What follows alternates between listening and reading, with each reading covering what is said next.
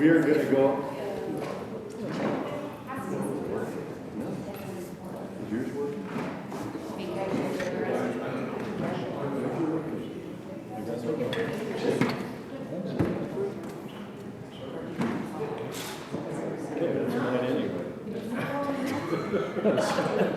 David will only speak for this person. Your table or your proximity to you.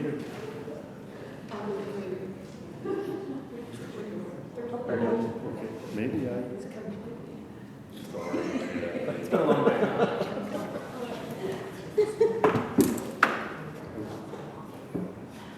Okay, we're going to go ahead. Ron Strahl is going to be about 15 minutes late. He said go ahead and start. So we'll start with the workshop. Can we elect Welcome, him? everybody. Can we elect him for anything while he's not here? Ready, Mr. Chairman? I am. All right. Thank you, sir. So the purpose of this study session, of course, we do these almost every month, and have been doing things related to the comp plan for 6 months to a year or more now, actually, looking at different things.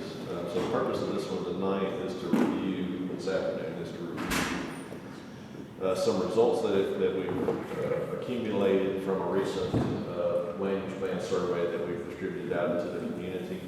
And so a little background on this. So the county is updating its comprehensive land use plan for the first time since 2010. So the county commission adopted that plan back then, since obviously 15 years ago. What this document will do is it's going to establish a broad vision for the future of the unincorporated area of the county in terms of the way the land is used and developed. And so it constitutes a general plan by the statute per state law. The one we have now is still good, it's effective, but there's a lot of things as we've discussed in the past that are needed updating. And so this will function as an update to all the land use components of that plan. And what it'll do is it'll form the plan when it's updated, will form the basis of future policy decisions related to zoning and subdivision of property. And so, in other words, the appropriateness of certain zoning districts, land uses, lot sizes, those kinds of things throughout the county. And that's in your zoning and subdivision, it's basically how you buy property in accordance with that zoning. So, a little overview of the present, or of the survey itself. Is a 13-question survey that we distributed to the community. We worked with a lot of local leaders and put it in a lot of different places, online, social media, and all over. I'll talk a bit more about that in a minute. But the survey went live on January the 17th, 2025, and it closed on March the 14th, 2025. And so we achieved a total response of 3,973 people took the survey. And to have done this, I've been doing local government for a long time. That is a very good number. That's a good statistically significant response rate that you have there. And one of the things as well that is pretty interesting about the survey is we were able to achieve a very broad participation among different age groups. And so no offense to anybody on the planning commission or attendance tonight, but typically what you'll hear from is folks that are a little older on the spectrum. What we were able to do with this survey, though, and I'll talk about how that happened, my thoughts anyway on how that happened. We were able to really get that working demographic that's typically too busy and too engaged with their lives to participate in this kind of thing very much. And so that was pretty interesting. So you'll see what I'm talking about this week. We've got some really good data on how the results came in and who took it and that kind of thing. And also by residency type. So we were able to, one of the questions was, where do you live? Do you live in one of the cities? Do you live out in the county? That kind of thing. And so we were able to look at city versus county participation.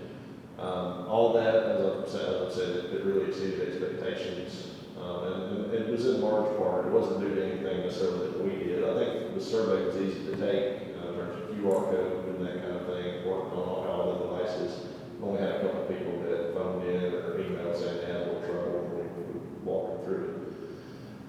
So that it was user friendly, but we had the local news media did a good job of helping us get the word out. Local elected officials, local county commission, constitutional officers, the school system participated in getting the word out. They did a phenomenal job of getting the word out, as I'll show you in a minute. Sheriff's Office. And then we had other groups, Sumner Realtors, Ford Sumner, that sent to their networks as well.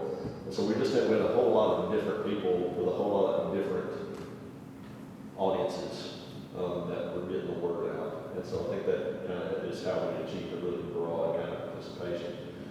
The survey program that we used from ArcGIS, what it does is it affords the ability for us to utilize this data in a lot of interesting and varied ways. And so what we're able to do is on every response to every question, we're able to break it down by where that person lives. And so everybody that said they lived in the county, we can look at their responses. Everybody that lived in one of the cities, we can look at their responses. And we can look at them all together. And so I'll show you how we're able to do that. That's just one example. We can break it down by age group that live in the county. You know, if you're between 35 and 55 or whatever the demographic was, and you live in the county, how do you respond to these questions? So like, if there's specific questions that the Planning Commission wants us to look into a little more, we can pull that. It really works well. It's a good tool. And I'll show you how we've done that. And so highlighted in red there, cost of the county for this survey. This is something we easily could have hired a private company to go do, and it would have cost 5 figures. It would have been in the tens of thousands of dollars just to do this survey for us. And so this is something that the county staff, Marshall Boyd, was integral in helping me get this put together, get it out, get it designed and functional. And he's been integral in helping me parse through the data as well. It didn't cost us anything. A little bit of credit cost. So, we'll see if y'all like the results and everything. But anyway, it didn't cost us anything. And so I think we got a good survey. We got a broad participation with 3,973 participants for just the time that it took the staff to do it. And here's some examples here. This is Channel 2 when they did a news story. The gentleman, Sam Kamini, he came by and did an interview with me, and they did a story on it. Galton News did a story on it. Portland Leader. Sumner County Schools, one of the things that they did was to distribute it via their Remind app. So that goes to every parent, every teacher in the county school system. So tens of thousands of people directly receive that link from the school system. Some of the realtors shared it on their various platforms as well. And so this is something that I found particularly interesting here. We're able to look at the responses over time. So this is the day we launched the survey, January 15th or 16th, 17th actually is when we launched it here. And this is when it closed. And so here you can see when it went live, we got a couple hundred. I said, wow, that's great. And then had a couple of news stories, so we had another bump. The Sheriff's Department posted on their social media, Ford Sumner. I think the county may have actually posted it on the official county page as well here, had another bump. And then here's where the county schools just shared it on Facebook. So it got a good response, we had a few hundreds. But then the school system used the Remind app, and it was pretty spotty. So what we're watching, and it's difficult to trace the data back through time. I don't think we have the ability to do that. But what was interesting is as these results were coming in, and after we saw this huge spike here, where a lot of people took it, that's, I think about 1,700 people took it that day. Something like that, over 1,000. And so, as we looked at it over time, the responses really didn't change in terms of like what people's opinions were. What did change was here you had a bigger percentage of folks who were in the unincorporated part of the county versus in the city. When this spike happened, it changed it to majority city versus county. But that said, we're able to break that data down so we can see how the city and the county respond. So it was just very interesting. But at the end of the day, the perceptions and the answers that people gave really didn't change very much throughout the life of the survey. It's pretty consistent. This is the survey flyers. You all saw this. We got some copies of this ahead of time. This just gave everybody a link they could go to and a QR code that they could scan onto their phone and take it. A little bit of an explanation of what the plan is. Again, that design was done in-house by staff. And this is the survey document. They printed it all out with like all the 13 questions. And so now, to the survey questions and responses. So the first question that we ask everybody is where do you live? And so as you can see, four options that we give folks. Do you live in city limits? Do you live in an unincorporated area? Do you not know? It's something that we do notice in the office that a good bit of people don't really know where they live, if it's in a city or not. And then one of the questions to catch people that don't live here as well, we did have that on there. And so when it was all said and done, we did have a majority of folks that took it actually live within the city. And that's okay. And they live in the county and they have a right to a voice as well. But good healthy amount live in unincorporated areas as well. And as I mentioned, we can break it down so that we can look at how each group responds. And this is just another graph to show you where you live or where they live by response type. Then we ask a question, if you live in Sumner County, how long have you lived here? And so the majority, there really is no majority. The biggest response is people who have lived here over 25 years. And so that can be somebody that's 26 years old and was born here, right? Or it can be somebody that moved here 25 years ago. But what we were able to accomplish though is a good, it's not something where you had, no offense to any former Californians in the room, but it's not a situation where you had 50% of the people that took the survey have come here from California in the last 2 years, right? So most of the people that took the survey, or the biggest percentage, have been here for a good long while. But we were able to catch a good chunk of these folks that have relatively recently, relocated to the county in one way or another. And I thought that was pretty interesting because we have a pretty broad array of people in terms of their time they lived here. I did think it was interesting. 51 people said they don't live in Sumner County here. 59 said they don't live in Sumner County here. So I don't know, maybe 8 people may have moved while they were taking the survey. I don't know how that came to be. But anyway, it's taken by people, and so there's things like that people, they misread the question or they don't understand that kind of stuff. You'll see that. Again, looking at the bar chart or the pie chart, it really shows that we got a broad breakdown of folks in terms of how long they live in the county. Then, where do you work? Was our next question. Live and work in Sumner County, commute to work outside of Sumner County. I don't live in Sumner County, but I work here. Stay at home, retired, full-time student, unemployed. Most of the people who responded to our survey are actively working at this time. So it's not a situation where you have the majority of your folks that responded that are retirees or whatever. It was interesting to see that a lot of the people who responded live here. They do live here, so they don't drive down to Nashville. But a good chunk do. Significant amount. Pie chart again, just showing how that breaks down. Next question, what is your age? And to me, this is one of the more interesting bits of the survey data that we have. This first survey I think I've ever seen, governmental type survey, where we were able to reach that working age person. So almost half the people who responded are in those prime working years. They typically don't take these kinds of surveys very much. You see that they don't, especially not half. The retiree population, I looked, it's a little underrepresented if you look at the census data for Sumner County. 65 and up, we have been 66 and up, but 65 and older in Sumner County, I think it's somewhere in the neighborhood of 15%, something like that. So retiree is a little bit underrepresented. That may have something to do with the technological aspect of the way we did this. There may be some older folks that aren't as tech savvy, I guess, as others. But we still did receive a pretty good healthy amount of response from those folks too. So again, what's your age? Almost a majority here. I suspect that has something to do with the schools sending it out. A lot of parents have. And so, all right, I'm gonna try to do math in public, and I never do well with this. I didn't like it in high school, I don't like it now. I'm gonna try to explain what these scores mean that you're gonna see. So when we ask the question, as far as like, what the question is, what's the most significant issue facing Sumner County today, right?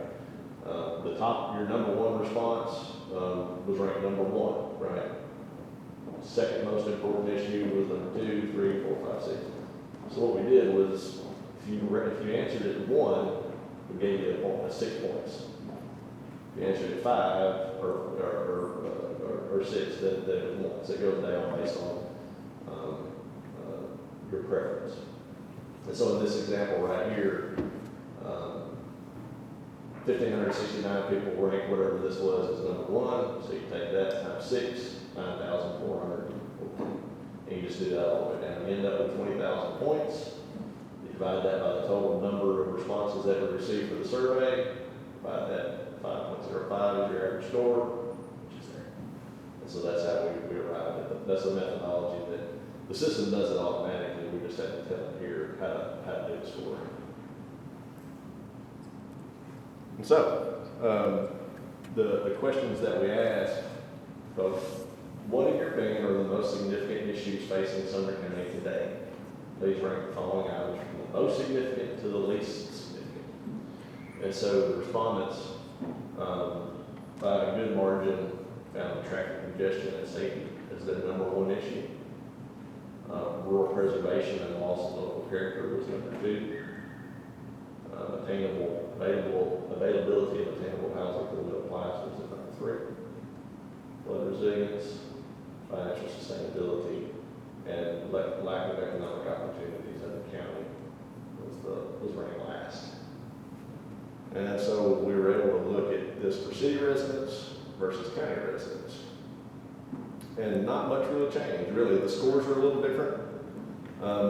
One thing to note for city residents, 43% of these folks rank traffic congestion and safety as their number 1 issue. So for folks in the city here in Sumner County, that's the issue that they care most about. For folks who live out in the county, though, their number 1 response was rural preservation and loss of local character. But when you weigh all the scores, they end up being really close. The traffic congestion and safety still comes out on top. But 43% of folks in the county rank that as their biggest issue.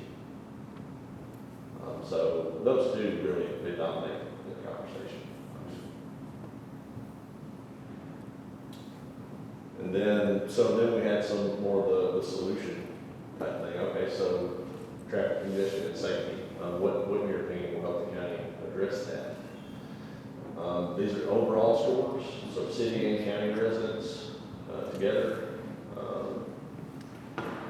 Restrict new development by imposing new zoning restrictions was their way to help address traffic congestion and safety. Their second choice was require developers and builders to pay more for transportation improvements. Third was to seek funding from state and federal governments for transportation projects. Very low support here for increasing local taxes for transportation projects. So I'm going to return to this one later on in the presentation, though, just as a discussion and food for thought. But if we look at how city residents versus county residents felt, your city residents, 41%, 41.83, thought the best choice was to impose new zoning restrictions, which of course is something that this body has done and that the county commission has done in the last year or so. Their second choice here was get builders to pay more. If you look, I'm just kind of toggle back and forth between these two. I don't want to make you guys dizzy or anything. So a little bit more support for this among county residents as far as zoning restrictions and that kind of thing. Less folks advocate getting state funding, and even less in the county or less support local taxes to pay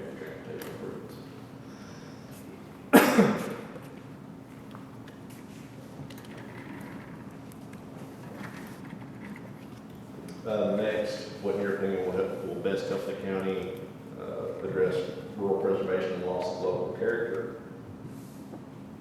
So this is overall, restrict new development to certain parts of the county by increasing minimum lot sizes, require developers to provide and preserve more open space, designate parts of the county off limits for intensive development. Those are your three biggies. For city residents versus county residents, county residents, you didn't see as much support for getting developers to just set aside more open space. You did see a little bit more support here for designating parts of the county as off limits for intensive development. And was more support out of the county for increasing minimum lot sizes and that kind of thing.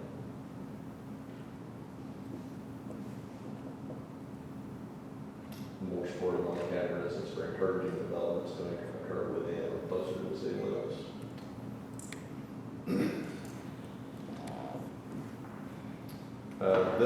This is one attainable.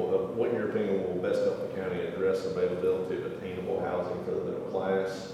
This is one where there wasn't a lot of consensus all around. You see a lot of double digits all the way through. And so that's because that's a real hard problem to figure out how to do anything with.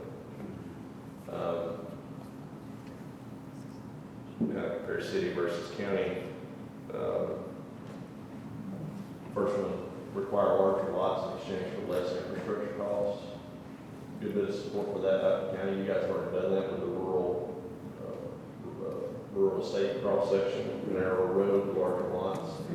Been a good bit of buy-in on that for by developers here in the last couple of years.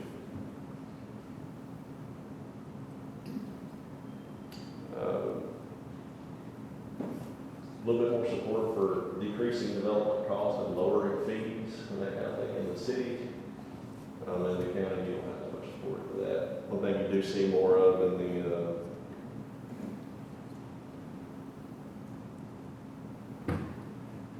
well, actually, it's about the same. Significant percentage of folks felt like either attainable housing is not a significant problem, current approach is working, or it's not the role of the county government to be involved in that. And then we have a lot of others. So I'll talk about the others, and those are like written in responses for the end of the presentation. We've got some examples of those responses.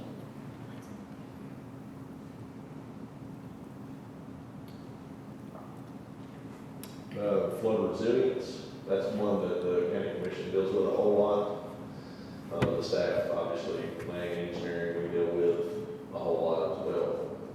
Trying to figure out how to prevent, alleviate flooding throughout the county. Kind of compares city versus county residents. For both of them, there's a lot of consensus on restricting new development in the floodplain. And our intention on that one, that wording it that way, by restricting, what we're talking about is basically not allowing it. So you've got nothing, because the next option is continue to allow development of the floodplain with more stringent requirements. Very little support for that. And a whole lot of people really feel like you need to update regulations to keep development out of the floodplain to the extent possible. That's a very strong majority support in out of the county. One thing that was surprising though, I thought, because if you only had 2 or 3% of folks who were willing to use county funding, increase county funding or whatever, set aside county funding for transportation projects, but for drainage projects, there's a big consensus. So relatively, I mean, you got 28% of people in the city and 22% of the people in the county who feel like the best way to deal with flood resilience is to dedicate county funding to initiate drainage improvement projects. It's very interesting. I would expect that there would be, kind of like transportation. People tend to view this as something that is in the county's or in local government's wheelhouse, I guess you could say. So there's definitely some policy recommendations that can come out of something like this for sure. Next question was, as it relates to growth and development, what in your opinion will best help the county address the financial sustainability of the county government? That's something that gets a lot of discussion with impact fees and those kinds of things. Looking at city versus county residents, a lot of folks in the county and in the city too feel like strongly restricting or prohibiting new residential development is the way to handle that.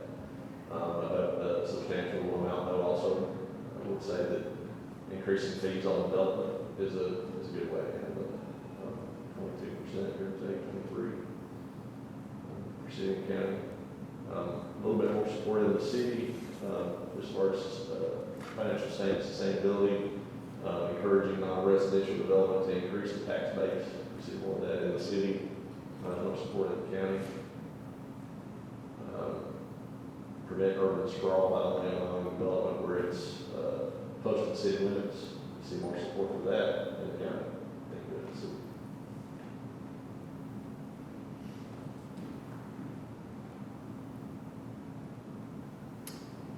you. And what, in your opinion, will best help the county address the lack of economic opportunities in the county? This is something that this body has talked about a good bit, and looking at applications that come through, non-residential and that kind of thing, versus new residential projects. Your commercial industrial tend to pay bills a little bit more versus residential development in a lot of ways. And so, again, this is one though where there's not a broad consensus. It was the lowest ranked priority by city and county residents. And you had a lot of variability. One thing that was kind of interesting, I thought, was 32% of city residents felt like the best way to deal to encourage more economic opportunity in the county was to get more business, have more business incentives, pilots and tips and those kinds of things, I guess. Encouraging businesses to expand. You see a little bit less of that in the county.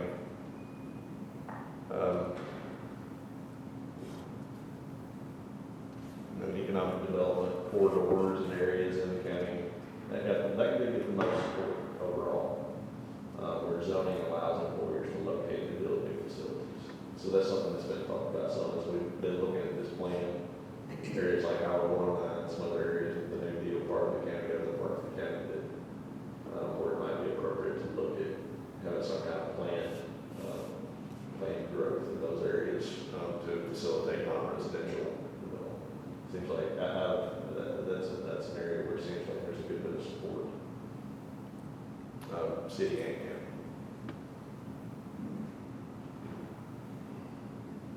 And then we got 824 additional comments. We tried to make sure there weren't any cuss words or anything on this, but it's just they're ordered by their alphabetics, and so we just kind of snipped some out. A lot of people that want you to stop doing things. Well, I feel this out. The public is not listened to, and our government does not care. I think we all disagree with that, but because that's why we're here doing this. But a lot of that kind of thing. Again, this is W. We'll get all these to you guys. They're the appendix with all this stuff. It's all a matter of public record. I did something, not all of them are bad though. Your wife knows I called my mom and she said she didn't like so food for thought.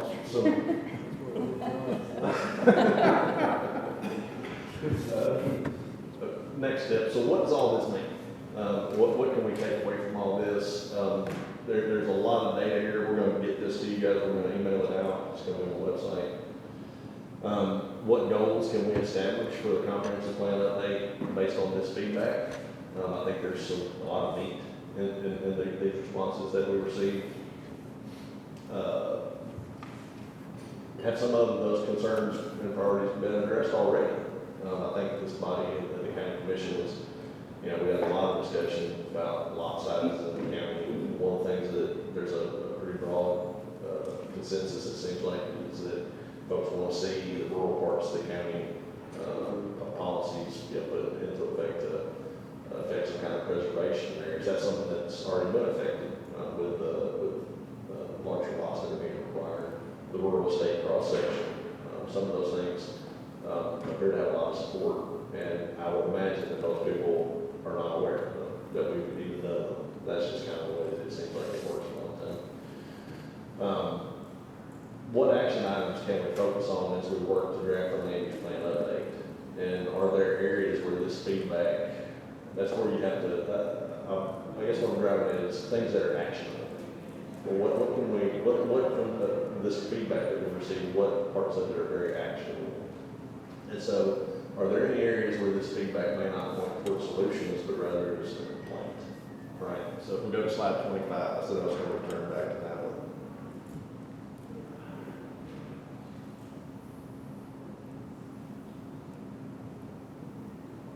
And so, slide 25, traffic congestion and safety, that's a current issue, right? Not one new house is built, it's an issue. And so, by far, the two areas of this response that we got that have the most support is restrict new development by imposing new zoning restrictions. Okay, that's fine. What does that do to the existing property? Nothing. It doesn't address it. Or require developers and builders to pay more toward transportation improvements. And so let's say you do the first one where you impose new zoning restrictions and you stop development. What can you have a developer pay for if there's no developer? If there is no developer to do the project? And so there's a little bit of a contradiction there, I think, in terms of what can you make developers do if you don't approve projects? Because it seems like we don't want projects to get approved and they want developers to pay for everything. And so the joke I was, back in the day, Sumner County used to be able to compel people to work on road games, basically, and build roads. And so we can't do that anymore. And so we can't make developers come in and do road improvements if they're not getting projects approved. And so if there's not a will to approve projects, and there's not a will to have the county pay for any of it, to fix any of those problems, what's the solution? How do you solve traffic if nobody's willing to really focus on current issues? And so that's just food for thought, just something to think about. But how do we come up with policies that move the needle, basically, in the future, and that can correct existing issues?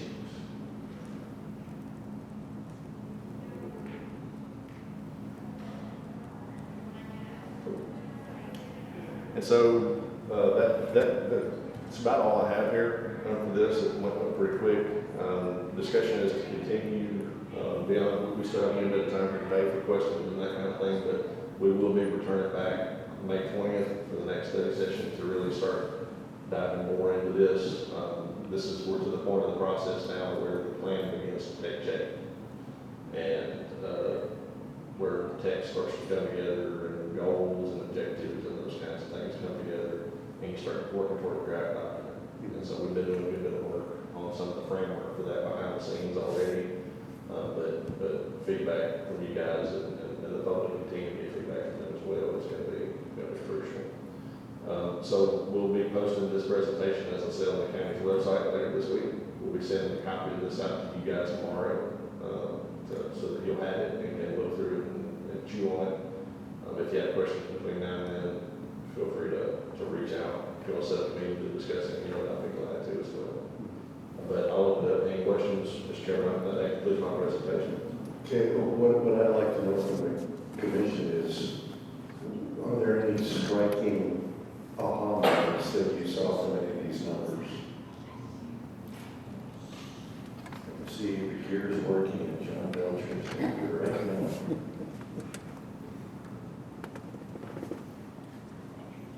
Mr. Chairman, Go ahead. I think it's pretty evident to see that the community wants to see more restrictions, and that the committee said that pretty clearly. Yeah. The challenge that we have to weigh is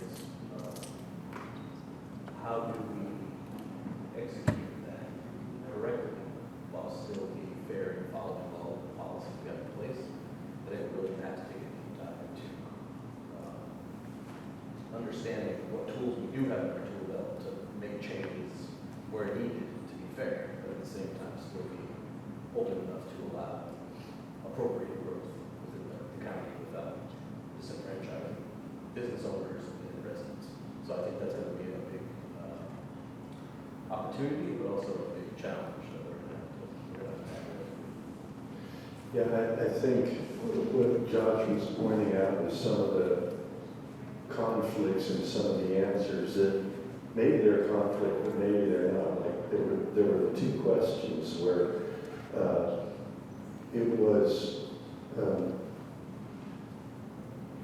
I think it was chart number 25 where you talked about the two highest things seemed like they were contradicting each other, but I think the goal from the people who answered the question, restrict new development by imposing new zoning restrictions. Okay, so the restricting new development is the key there. And then require developers, builders to pay more toward transportation improvements. Well, I think we can only do that with what they're building. Right. So, I mean, we require them to improve the roads, like on Brandon Mill from the highway, and they have to make sure it's, 18 feet or to 22 wide, depending on things. But what I think the people are saying is, they're saying, give us less growth, and they use the answers that we gave them to, I mean, there are impact fees that are not allowed in the county because of the 2006 County Powers Relief Act. However, we do have some mechanisms to increase costs that would slow down growth. And maybe those are some of the things we need to talk about. I mean, the long and short of it is, and I think we all understand this on the planning commission, is the area in Sumner County is finite. We can't just keep adding people and adding people and adding people. And we also know that a quarter of our entire population goes outside the county every day of the week to go to work, 50,000 people according to the 2020 census.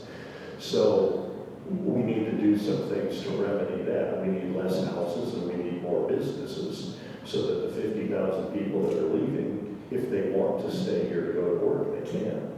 So I think what Josh was pointing out is we need to look at answers like this and read between the lines a little bit, because the people were responding to the specific questions that we had, but that doesn't necessarily mean those are the only solutions. So we're going to have to do a lot of interpolating, I guess it would be a good term to use, to create the 2050 comprehensive plan. But what really struck me as far as the aha moment I got is what we've done so far in the last 2.5 years on this planning commission been what the people wanted. That's pretty evident. We increased the size, the minimum size of the lots in unincorporated county. We're just through that, we're trying to slow some things down a little bit. And so, with this comprehensive plan, and I fully expect that we'll be probably creating industrial or commercial zones or potential zones throughout the county so that we can encourage businesses, either homegrown or moving into the area, to create jobs for our people, so that through that, I firmly believe that our roads will be less impacted, because right now everybody's making a beeline to 386 to get to Nashville, or at least to 65. Well, if we've got industrial and commercial locations around the county, now 52 is going to be used more, or 31E, or 25, or all of the arterial highways that we have in the county will get a little more use, but if we create these zones, then we will have more arterials that will be spun off of those main state highways. So those were some of my observations, and I'm excited to get these emailed to us because I really want to delve into them, and I look forward to our discussions to, because when you get 9 people, talking about all of these things, then you start having some great feedback and great ideas, and then the public will also get involved. We've got a lot of people sitting here today that you know, have shown interest in doing this, so I'm excited about it. Anybody else? Go ahead, John. Just a couple of observations. One, I'm now thinking of additional questions that maybe should have been on the survey that I'm kicking myself about. So can we do another one? I found it interesting that for the people that are in the county, 35% had been here over 25 years or longer, but the largest percentage, and you had them broken down, Josh, into different categories, but 42% have been here for 3 to 15 years. So, thus, one of the questions I wish we had asked is, why did you decide to move to Sumner County? And that would have involved a lot more time with your staffs delving through the answers to that, but it would be real interesting to know what the, you know, if there is a main reason for folks moving here, want to be here. Secondarily, with the point you brought up, Mr. Chairman, about the jobs, I wish we had asked, if you leave this county for a job, what area do you work in? Because that would tell me what area we need to focus on trying to bring businesses to Sumner County to help bring those people back to the county. Because if you're special, you know, if what you do isn't offered in Sumner County, you're going to have to leave the county. So, Yeah, that would have been great. so once again, let's do another survey. Well, it was free. Well, you had a really good response to that. That's something, that's a good takeaway, is the response was, I don't want to say overwhelming, but it exceeded your expectations. Yeah, we thought optimistically that we would get somewhere between maybe 1,000 and 2,000 responses. I'm being encouraged by the law director to speak into our mic so that the public can hear us, which is the right thing to do for sure.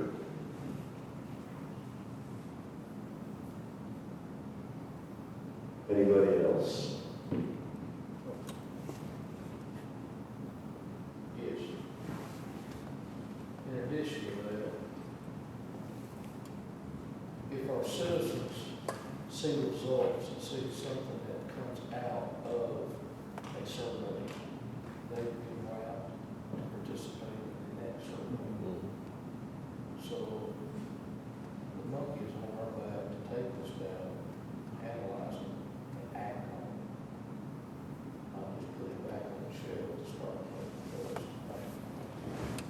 Well, one of the things that has come up recently, because several of the commissioners have been working with planning and engineering to try to do something about flood control in the county. I mean, we've got a lot of big issues, and one of the questions came up. We don't have a department in the county that maintains the creeks. We've realized that we have more latitude in working within the creeks than we thought we did. I mean, for my entire 26 years of living here, I've understood that we can't go in there. There's salamanders, there's whatever, and that's just not the case, as we've recently found out that TDEC will allow you to pull permits and do certain things. So the thing that's been repeated is farmers can't go up in there and get gravel anymore for their farms. And they actually can if permits are pulled. And there are restrictions, but maybe we're going to be looking at a department that maintains the creeks, because there are lots and lots of blockages. Some of you know that we've been working on one where Highway 25 crosses Station Camp Creek. Well, back in August, TDOT, on behalf of TDEC, cleared out a gravel island. They took about 2 feet elevation or more with some trees growing out of it. And what had been maybe the biggest flood control issue in the county, all of a sudden went away. However, that gravel bar grew back in about 6 months to a substantial amount. And I have my theories on part of why that happened, but I don't know for absolute sure. I just know that eddies and currents in a creek that's running pretty violently will move gravel where it wants to move it. So I don't think we're ever going to get away from, unless we want to have, creeks like the Nile River that in 2,000 years as you move 2 miles, because creeks and rivers change their courses. If we want to keep them in their beds, then we need to maintain them in their beds. So that may be one of the things we need to solicit the commission on. We need to set up a flood control department that maintains the creeks. Unlike other places that build concrete walls and bases and, get it to the river, or get it to the ocean as quickly as possible. And I don't think we want to do that. We want to maintain our groundwater, and that's done through seepage into the creek beds and other places. So that was a real eye opener that the people are willing to, maybe see a tax increase. We never want tax increases, but they felt pretty strongly about flood control issues. So that was a biggie for me too. And one of the things I did want to mention, just go back to the right slide. So as you look through this stuff, think about things that, when you got something where people gave 5%, something worth 2 or something like that, it's still worth thinking about. But like rural preservation and loss of local character, right? So one of the things that came out of that is a pretty significant chunk of folks, and let's see, what's county residents. Pretty significant chunk, 31% of folks felt like it would be a good idea to designate parts of the county off limits for intensive development. So what does that mean? What does that mean exactly? That can mean any number of things. I'll say to me what it means, looking at it from a planner's perspective. And to kind of to what Mr. Issa was saying a little while ago, being fair and equitable and that kind of thing. Steep slopes, floodplain, right? Places where it doesn't make sense to have a lot of high intensity development, where it's frankly unsafe to do it in a lot of situations, where it causes more problems than it solves to do development in those kinds of places. Something like some kind of steep slope protection overlay, or kind of like we were talking about with the floodplain stuff. So additional restrictions or stronger restrictions for floodplain administration. We could amend our zoning code to require buildings to be built higher above the floodplain. Go back to the steep slope protection. We have a ridge that runs through the middle of the county. Our current comp plan has a lot of recommendations for the ridge. We've done a lot of them as far as critical lots and that kind of thing. But that's sort of like a little miniature mountain range that goes right through the middle of the county. Years and years and years ago in the 70s, there were a lot of mudslides and stuff like that. We had big rains as a result of things that were done around the ridge. And so there's policies that can be put into effect in that part of the county where you designate the ridge as off limits for intensive development because it's too steep to accommodate it. That's rational. There's a reasonable policy behind that. That's a way to say, hey, we're not trying to treat anybody unfairly, but due to the physical characteristics of this land, it's not suitable for development. You're specifically authorized by state law to do that. And so that's a way to fairly apply these kinds of regulations, or these kinds of survey recommendations.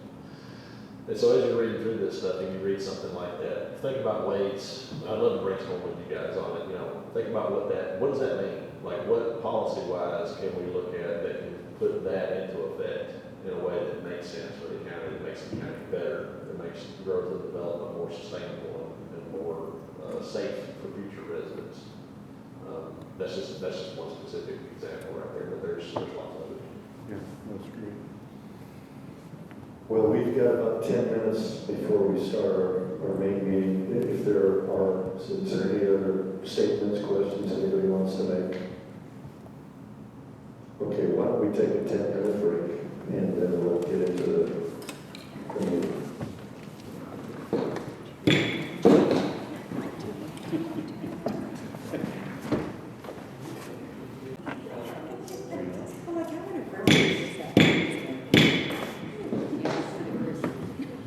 Okay, it's April 15th, 2025, and we are going to start our regular planning commission meeting. Would you all stand and for the invocation? John Belcher. Heavenly Father, Lord, we are so grateful and so thankful, Father, for your blessings upon us, Father. Lord, we lift this meeting up to you, Father. We encourage you, Father, to take over our minds, Lord, and give us your insight, Father, into decisions that need to be made, Father. Lord, we thank you. We invite your wisdom, Father. We ask for your wisdom as your word tells us to do. And Father, we also lift up the administrators of this county, Father. We ask for your blessings upon them. We ask that you would guide and direct them in their decision-making, Father, for the betterment of this county and for the citizens of this county, Father. We thank you and praise you, Father, in your precious Son, Jesus' name. Amen. Amen. And the pledge by our law attorney. I pledge allegiance to the flag of the United States of America and to the republic for which it stands, one nation, under God, indivisible, with liberty and justice for all. You may be seated. I guess I should have said assistant lawyer. County attorney. County attorney. The county attorney just spoke. All right. Do we have any changes to make to the minutes, or could I solicit a motion to approve? No, believe it or not. Okay. We have a motion by Commissioner Miller, second by Mr. Issa. All in favor? Aye. Opposed? I'm just going to abstain. Oh, you're going to Yeah. say no abstention. Just Mr. Belcher said he had a real busy week at work, so that's. Yeah, I did that the time too. Okay, and so move for approval. we have a motion. We have a second by Commissioner Holmes. All in favor? Aye. Opposed? Passes unanimously. All right. We're going to save the public comments to the two items that are on the agenda. So that being said, Mr. Seth, will you take us through the Grant Scotty Parker PED, please? Yes, sir. Mr. Chairman, the first item on the agenda is a site plan application for Crane Scotty Parker PUD Track 1. This is a 10-acre piece of property. This is kind of the parent tract that's on here. It's a 10-acre piece down on the south side of the zone plan unit development. This body will remember that this came through last year. It was rezoned when the concept plan was approved by the Sumner County Commission in September of 2024. The proposed use is construction, sales, and services as per the plan that was approved by the County Commission. Upon the site plan, there's two structures that are proposed. There's a 16,000 square foot storage type building and a 4,800 square foot building for office and other work, as well as associated parking, landscape, and drainage improvements. The developer is Jared Crane, the project representative of the designer, Streamlit Design, and they do have a representative here this evening. I will note the application as submitted appears to satisfy the requirements of the approved plan and development concept plan and the site plan requirements of the county zoning resolution in general, with the conditions of approval that are included as well. We don't have any outstanding concerns on this one. This is an aerial photo of the subject property. You see it is bisected by a creek here, and the next slide is floodplain. They are keeping the construction out of the floodplain and the required creek buffers. As you can see here,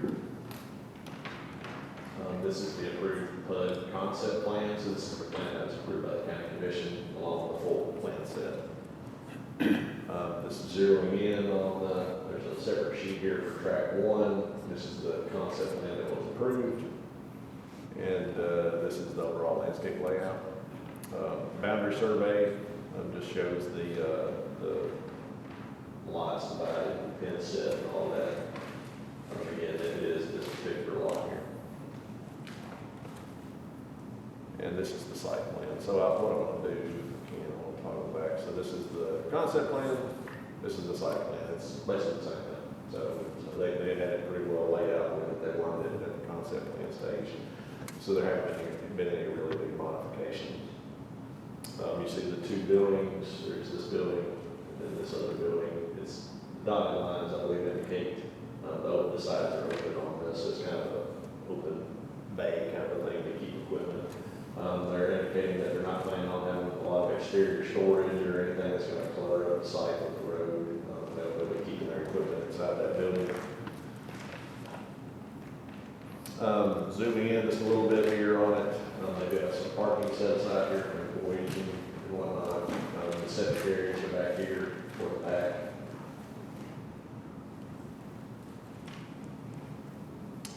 So this project is located along Scotty Park Road, which is the old Highway 109. So this is an old state highway, which is an arterial roadway that's since been replaced by the new Highway 109. So what that means is that this old Highway 109 is now a county road that has a fraction of the traffic that it had on when it was a state road. And so it's got a capacity that's nowhere near being approached at this point.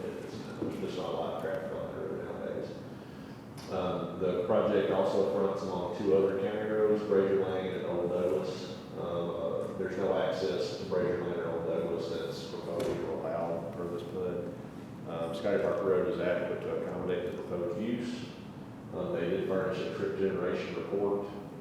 Traffic impacts are not significant, less than 100 trips per day for this. They did furnish an overall analysis of the traffic with the PUD submittal when it was rezoned. There are no, again, this is an old state route, so there's no additional improvements or traffic study required. Something like this. 75 peak hour trips per day is what the traffic generation report calls for on this. So that's early morning plus afternoon traffic. So a full traffic study isn't warranted. Here's that report. 35 a.m. peak hour trips per day for track 1, and 40 p.m. peak hour trips per day on track 1. They have turned in a drainage plan. A lot going on this, but there is some detention toward the back to capture all this water. There is water quality basin, water quality components to this. They'll be treating the water that comes off site. We've got a lot of discussion about that in the last few meetings. And it captures the water, filters it, and also addresses the quantity issues as well by reducing the overall stormwater impact off site. This is that detention pond. The bio-retention area is here. There's a 4-bay that catches the water initially. And their engineer and attendants and I can explain this better than I can. This is exactly how it works. But there's a big curve around the property. There's a curve right here that catches all that water and sends it through into the pond. And it comes out the backside of the pond here and goes into the creek once it's been treated. They have submitted a full set of construction plans and drainage calculations. Our stormwater management requirements appear to be met for quantity and quality. They do show reductions in on-site runoff pre versus post. And the calculations show the county's water quality requirements is being met. They provided a maintenance agreement, so the county will be able to inspect this facility annually. We'll be required to do that to ensure that it's being maintained, that kind of thing. As I mentioned, a portion of the property is in the floodplain, but there is no construction proposed in the floodplain, and so that's a good thing. This is just some verbiage from their drainage report about water quality, how they treat the water quality. basically you're required to remove 80% of the suspended solids, so the pollutants from the first inch of rainwater that leaves the site. And so their calculations show that that has happened. Again, I'll defer to the engineers in the room on specifics on how those calculations work. If you guys want more info. The quantity calculations here do show reductions in stormwater flows for all storm events up to 100 year. And so that complies with our requirements as well. And this is that water quality report. We pull up the package, you guys want to look at that, but that's basically they input all the calculations for runoff, pollutant removal and that kind of thing. The spreadsheet lets you know what the requirements are. Landscaping, parking, lighting, our zoning code does have a lot of requirements for landscaping and buffering. They have provided a type 2 landscape buffer as was required by the zoning resolution and the approval, the PUD approval that was approved by the county commission. They've provided landscaping within parking areas as well. The parking requirements have been addressed on the plan, and a full photometric lighting plan has been submitted demonstrating that it meets county requirements. You're not going to have off-site glare and that kind of thing. So this is their landscape plan. You see they are proposing plantings along Scotty Parker Road and along the adjoining property. None to the rear because this property is owned by this property owner to the rear and to the north. And then within the water quality basin, there's intensive landscaping that has to be done as part of that. Utilities and fire protection. The public water is to be provided by White House Utility District. Property has to be served by a septic system. And they furnish the septic soils and map and stand by a soil scientist. And I believe they filed their septic permit application with TDEC. If they haven't, they will be soon. Water availability letter is here from White House. They did provide us with a utility plan showing the septic connection from the main office building here back to the septic area. So that will have to be on a septic permit that's approved by the state of Tennessee. So TDEC has to sign off on how the septic system is configured. We don't have approval in that, but I did ask for it just because it's a long way. So I was curious as to how it worked. And this is the septic soil map that they provided as well, stamped by Mr. Adam Brown, who's a soil scientist in the state of Tennessee. And that shows the septic area. It's a little bit hard to see with the slides down here. On the other lot to the north, it's up here. Photometric lighting plan, again, it zeroes out the property lines, and so there's no light pollution or anything. They've got a cut sheet there showing the lighting fixtures are down mounted LEDs, so they don't project out into the stratosphere like old-timey lights used to. They do show a signage location on the plan along Scotty Parker Road, and that have to get a sign permit prior to installing that sign, and that have to be approved by my office. And they did turn in and submitted some architectural elevations for the structures, and those do comply with what the planning commission and county commission approved last year. There's brick type facade. These are your typical kind of warehousing type buildings you'd see in the county. Nicer than a pole barn than you would normally see in the county in this kind of situation. Comprehensive plan for this location. This is the rural place type. But there was a planning and development that was approved by the county commission, which kind of functions almost like a land use plan amendment. You might say it's a specific land use plan for this parcel. So the next steps, following the approval of the site plan by the planning commission, and the approval of the construction plans by the county engineer, the applicant will schedule a pre-con meeting with us. That meeting will probably be the county engineer and the stormwater manager to talk about the detention pond. That'll be any EPSC measures that are going to be installed to protect the creek and that kind of thing.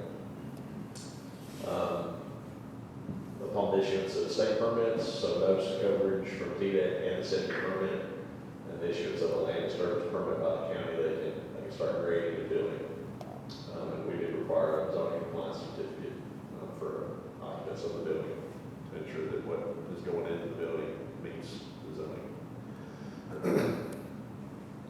So, Mr. Chairman, I have example motions on the screen. The first being to find that all the county requirements are met and to approve the site plan contingent upon conditions A through F, which are approval of construction plans by the county engineer, issuance of a land disturbance permit. They must obtain state permits and notice of coverage for stormwater and a septic permit prior to the issuance of any county permits. So we won't issue any permits without those two in hand. And no building construction can commence until the building permit is obtained, code requirements are met, zoning compliance certificate for the user of the facility, and a sign permit needs to be obtained for the sign that's on the plan. Example motion number 2 would be to deny the site plan, not allow any grounds for denial. 3 would be to defer it to get more information if there's additional questions the planning commission has. And as I mentioned, there's a representative from Greenland Design here this evening that can answer any questions that you might have about the plan specifically. Is there anybody here to speak on it?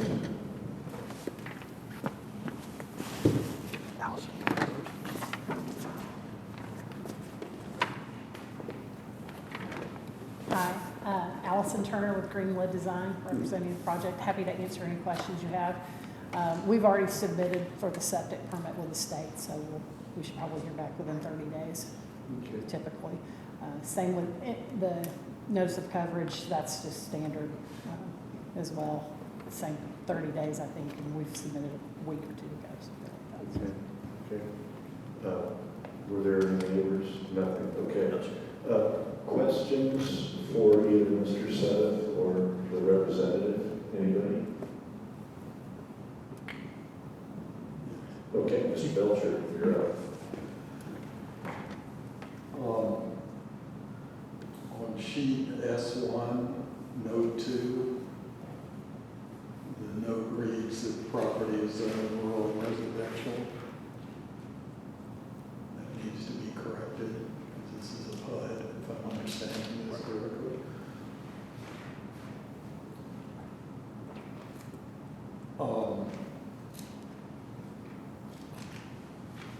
There was a notation that the required fire hydrant flow is not available to this site.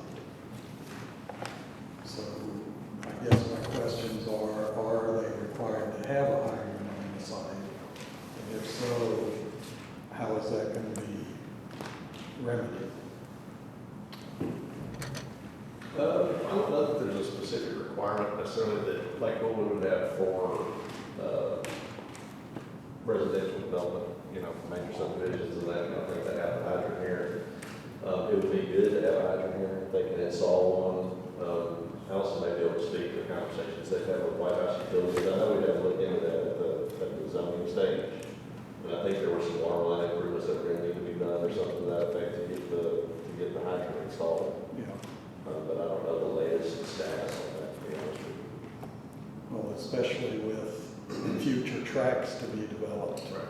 I think it's important that get taken care of, that it be provided. The key on that, the key on that is the requirement to have, I believe there is. I believe that there is. Correct me if I'm wrong, especially, you just mentioned about the future developments. That's something that needs to be determined. Because if White House says that there's not enough pressure flow, whatever, put a hydrant there, we got a problem. You agree with that? Yes, and so, and I'm not sure as far as code requirements on whether the building need to be sprinkled necessarily, but it might need to be sprinkled in addition to, depending on what they're doing inside of it, the hydrant, like I said, it's in bold on that note. So what it says is the requested fire hydrant flow rate will not be available to the site unless the developer constructs significant and relatively expensive off-site water main upgrades to provide this level of service to the project. And so that was from during the rezoning, that's the water availability that we have there. So I haven't received any additional order on what's been done with White House on that, so I'd have to defer to that on that question. I would like to hear the representative talk about that, about what the status is, what the White House said. you address that? Well, I'm getting messages right now. So there's not enough pressure for hydrants, but the code apparently does not require it for this structure, this type of structure. But, and Andy's updating me. Yeah, so he said we had these discussions during the zoning of this property, but for this particular structure, they're not necessarily required. And that's, Do you have any idea what the size of the main is in that road? it should be on our plan.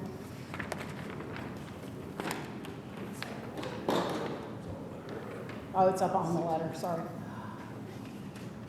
Zach's helping me out.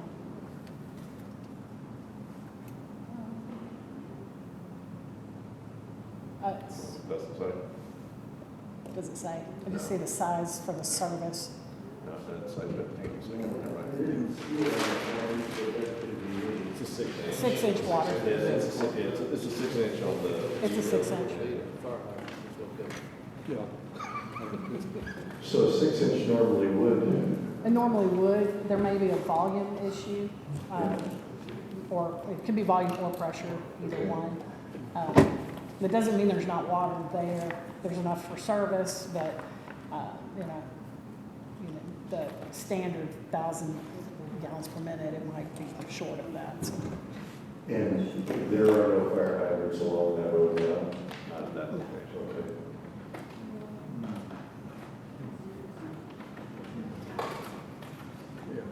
Okay. Once again, I just want to emphasize that for these two structures, it was mentioned that it's not required, but with future development on the rest of the tracks, it gives me heartburn that there's not going to be a hydrant somewhere.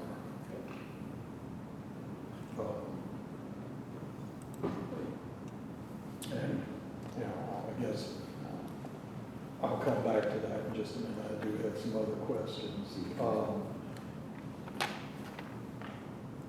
And this is just me, you know, I'm anal. Sheet C2 and C3 and probably a couple of the others, the septic areas are not tagged.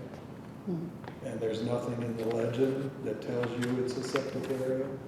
You gotta figure it out on your own. So, and along that same line on sheet C 6.3, there's hatched areas along the roadway, and there's no designation as to what those are trying to tell us. So I know some of it has to do with silt fencing, and there's areas that are hatched, cross-hatched. And there's no designation as to what that is. On that particular, it's on the erosion control plan? Yes. That would be for the matting that you put down at the end of construction to, Okay. and it's usually labeled on there. It may have, that label may have been missing. I think, Okay. you know, having, for me I didn't bring the full especially, set of plans. I brought, a couple of sheets because I knew you'd have it. But, yeah, for me, having things on the drawings to where you don't have any idea what it is not a good situation. So, and once again, that's just one of my pet peeves. I'm anal.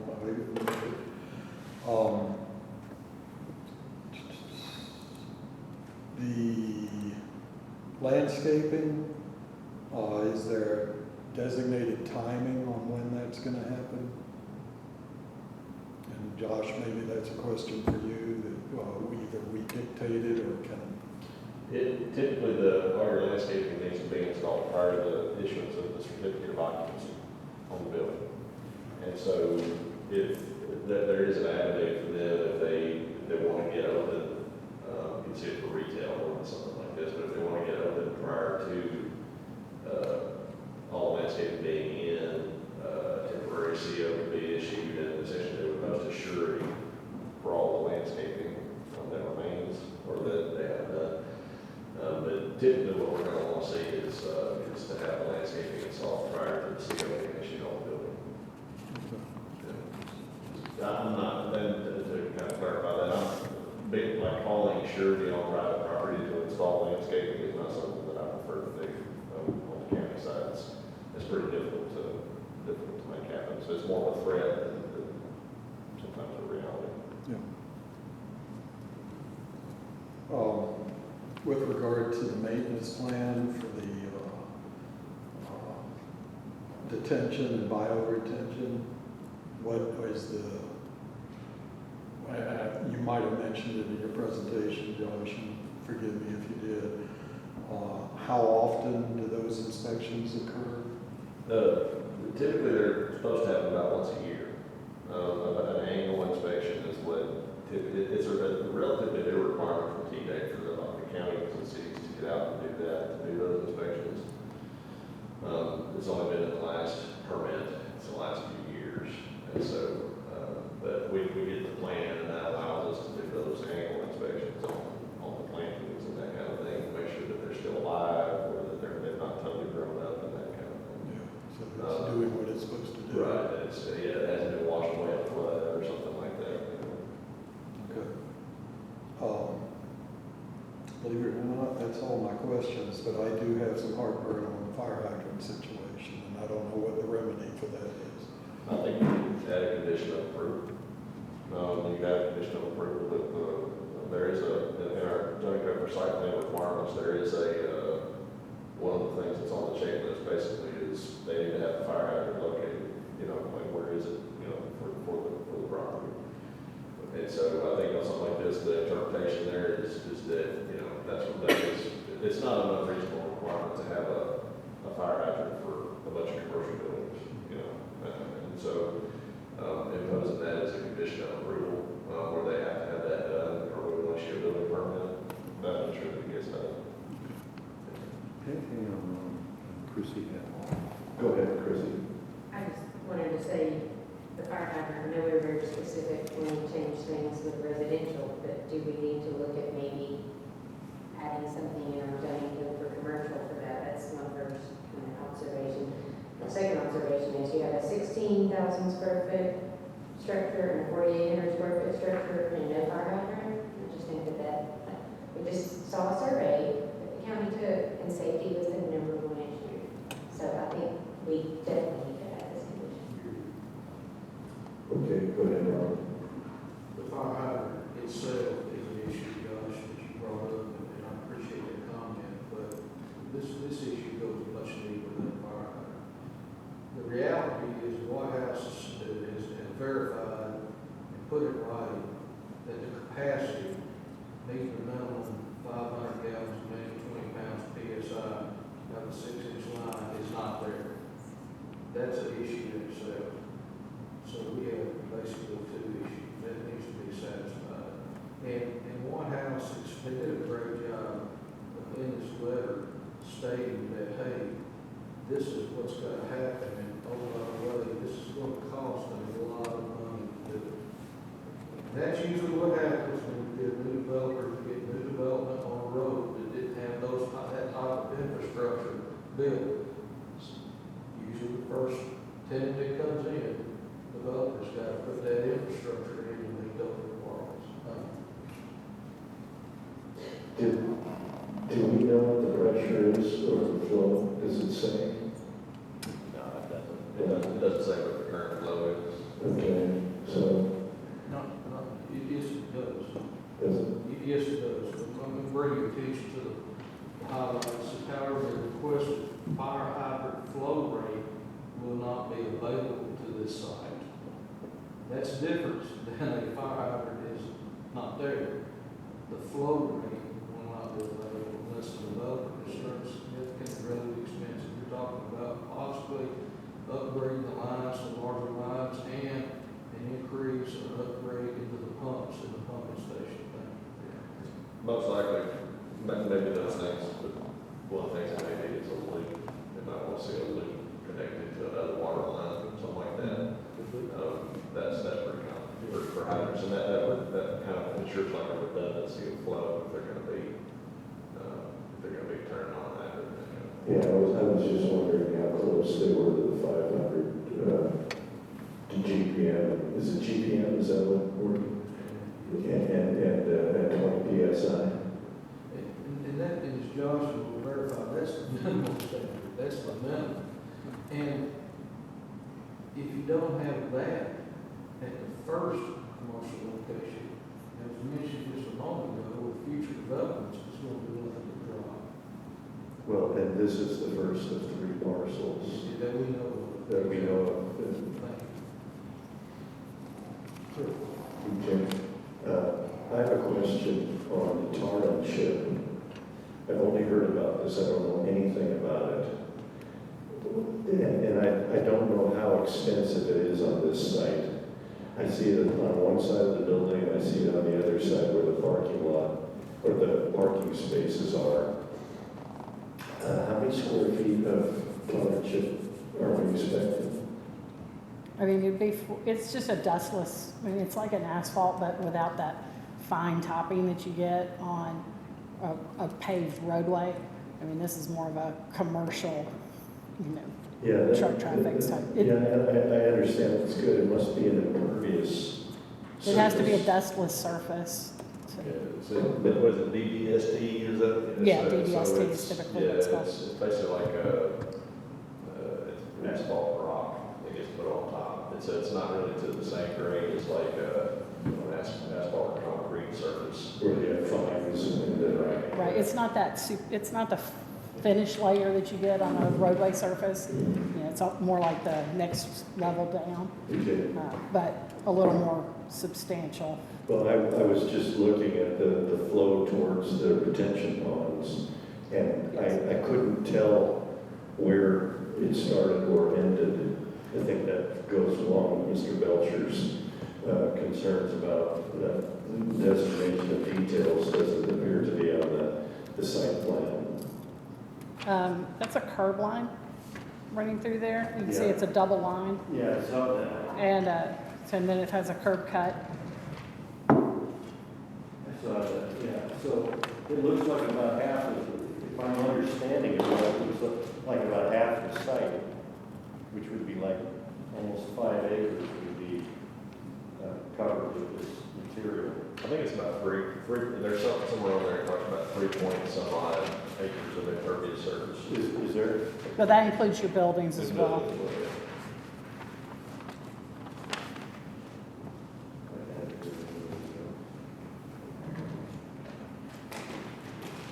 And all of that area will go through, we're capturing the entire impervious surface and routing it through what's called a forebay, which will capture the larger particles and the debris and things like that. Yes, so what we have is we'll have a forebay which will capture, the cups and the plastic bottles and the things like that that go through the trash. And then through the next level is the bioretention, which has a biomedium that we have all the plants in, which will create almost a wetlands type situation. Mm-hmm. And then below that it's graduated as far as the media goes, and then it gets down to a rock at the bottom. So it allows water to absorb into the ground naturally. And it also provides a holding space for water for a period of time and is released slowly, that initial rainfall, and then it's released slowly into the detention pond. So those 3 levels allow the water to come out of the detention pond on the far end clean and just give it settling time. Yeah, okay. So all drive surfaces are the tar and chip system? Yes. Okay. And there's no problem with that, right? It's a dustless surface. It doesn't, it's We've not. not gotten into this before, so. I think we have on a couple, maybe that was the board zone appeals. It's come up a couple of times.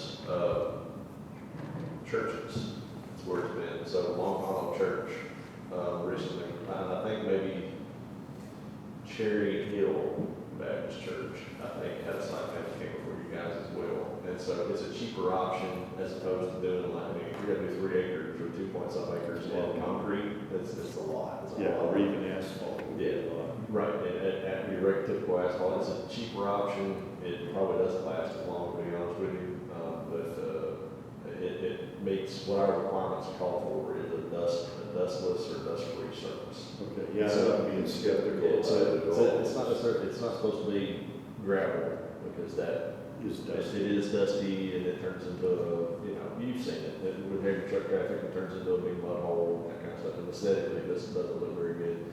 But two, it is a dusty surface, and so the, BBSD or the hard chip surface is dustless, and so it's kind of the cheapest option to meet that requirement, but it is a dustless surface. Okay. All right. Go ahead, Ron. I'm going back to the letter from White House Utility District, they did a really good job on this, there's some good people that work there. I'm looking at the domestic people, and I noticed the letter, and it may have been requested that they used to provide domestic water service. Now I'm beginning to wonder, what's the size of the line that's running on the road right there? 6 inch. It is 6 inches. It is.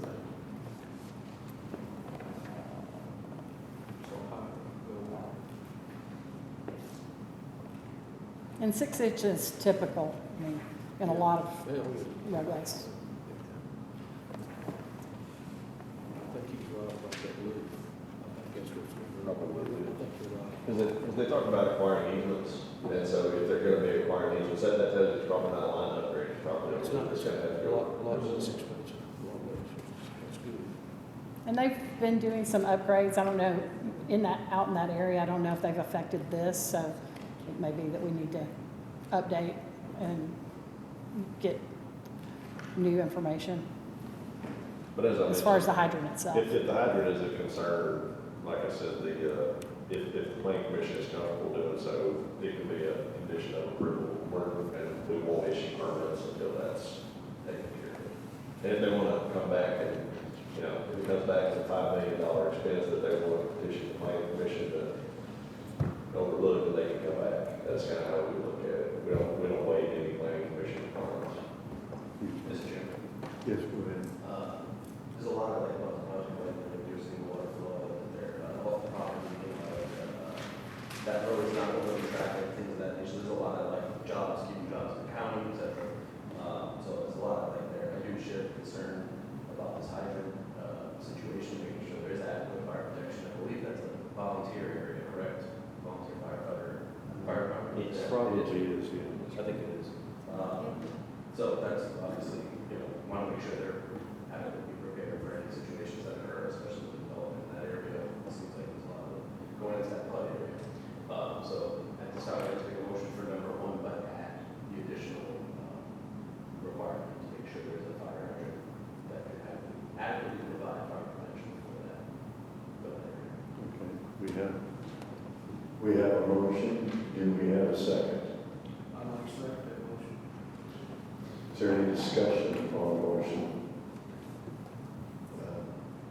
I think I would like to add, and maybe this will happen in plan check, the notations that Mr. Belcher, we're talking about, these will all be included at that point, okay?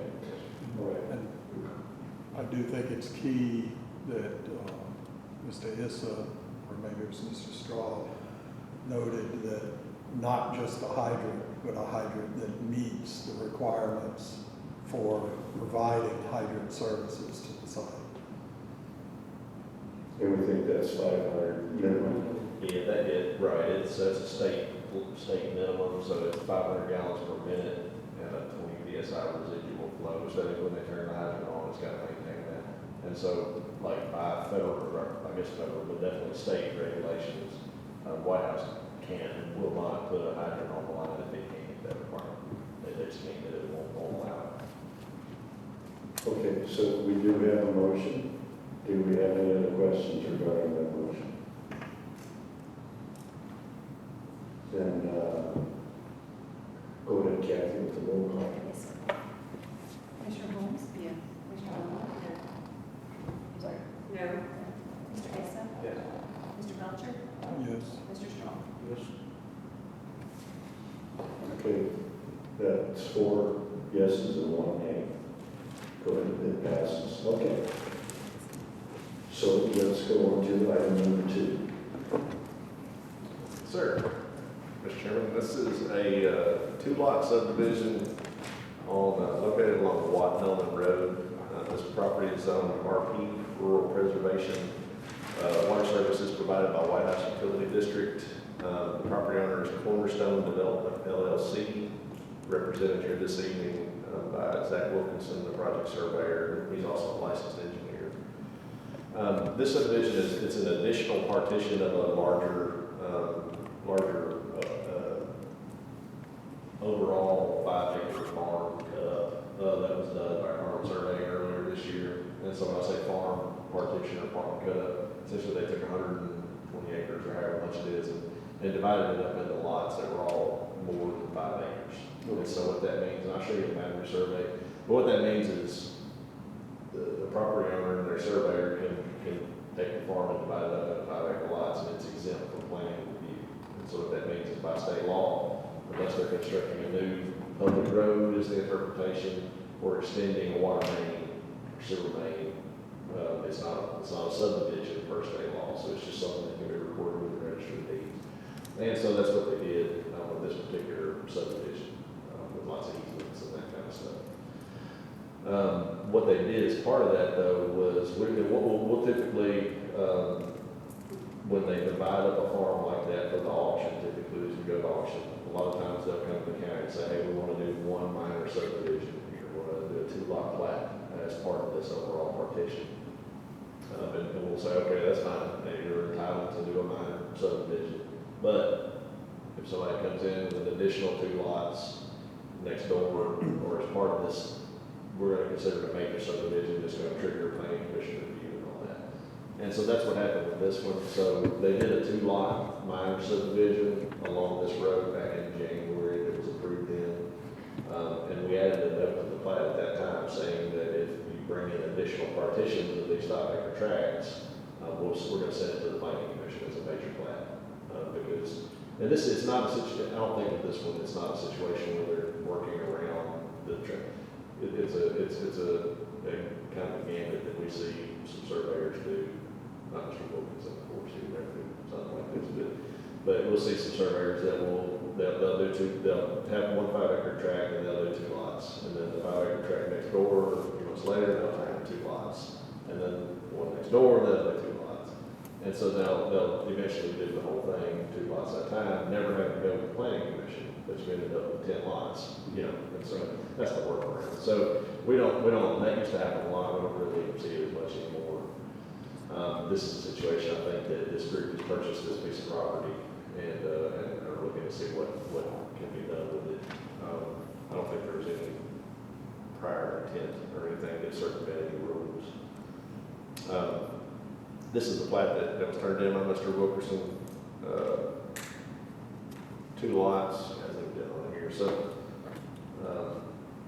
these were the 2 lots that were done previously, and I'll show you the overall boundary survey here in a minute. These are the lots 1 and 2, you might say. And then this is the 5-acre tract next to it. Mr. Wilkinson has got a proposed subdivision here to divide this 5-acre tract into this lot and this lot. So this one, they're all, it's RP zoning, so they're all over 100,000 square feet. This is what we call a flag lot, and so it's subject to some additional standards per our code. We had some questions about it at first, Mr. Wilkerson responded to those and got some answers, and we feel like this flag lot complies with our flag lot standards, which are pretty rigorous. Those were implemented several years ago.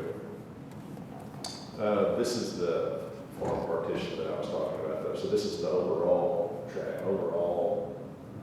farm division that was done. And so you see all these, 5 to 10 acre tracts that were partition property. Each one, it's like a math equation or something. Each one has an easement to the road, and our flags tend to go up to the road. And so this is something, if y'all remember, several months ago, Mike Guthrie came and spoke to you guys about addressing issues on these. He has a lot of concerns, not necessarily about this subdivision. I've spoken to him about that, and I'm sorry I won't speak for him, but he generally, like I do, has concerns about access and addressing and that kind of thing for these kinds of subdivisions.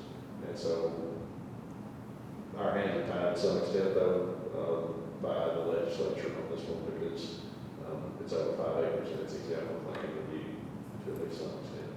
But when they brought this farm partition in, these are the two lots that they did. Initially, they were approved administratively, and now this lot 3 is proposed to be subdivided as well. So this is that plat that was approved administratively back in January. So there's an access road that comes off here, that I think will service these lots.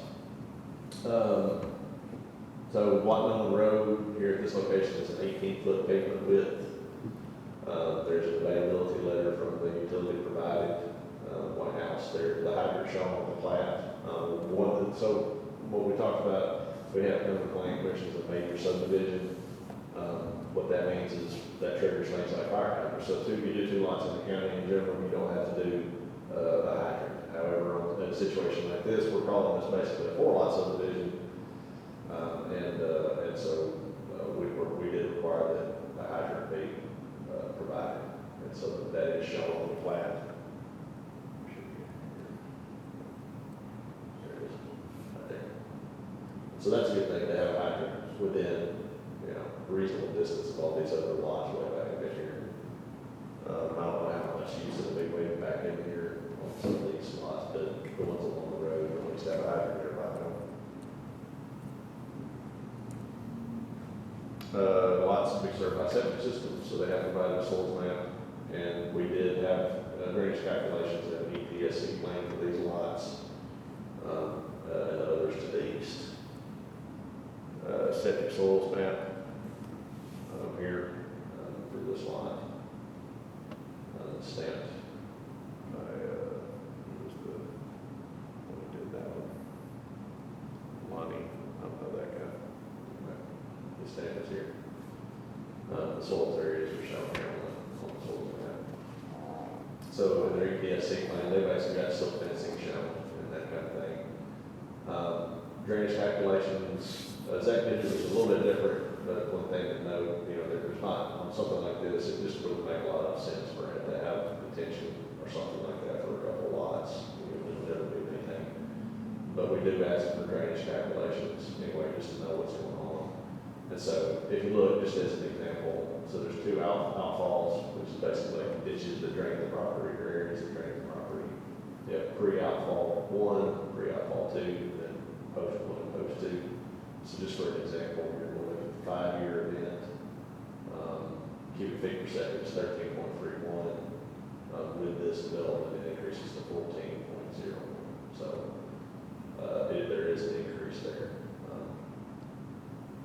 And let's say home strip for look at 25-year for outfall 2, it's 13.38. Increases by 1.5 of the CFS, so 13.88. Drainage, I believe, does make its way into this. There's a creek here in front of the property. And there is an access road here that's provided. This is the road that provides access to all these lots at the back, and back around, I believe, to these lots as well. So all the lots in this farm partition will be serviced by this lot. I think I'm right about that. I'm going to defer to Zach on that to make sure that I'm correct. And that's an 18-foot paved road. That is a developer-built private drive. Oh. That is not a county. See, it's because it's over 5 acres. We can't make them build a county road to service it. Yeah. But, got that. Now we're looking at this. Turn the microphone here. Right. Right. I can't hear what you're saying. And so, as far as flag lot standards, as I mentioned, we have a lot of them.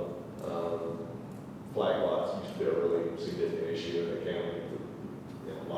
There's still an issue for lots over 5 acres. But lots under 5 acres, we pretty well have our arms around them. You can't do weird.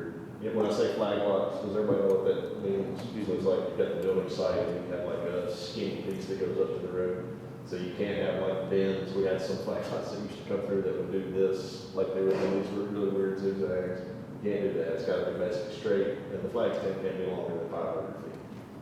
And so this subdivision complies with those requirements.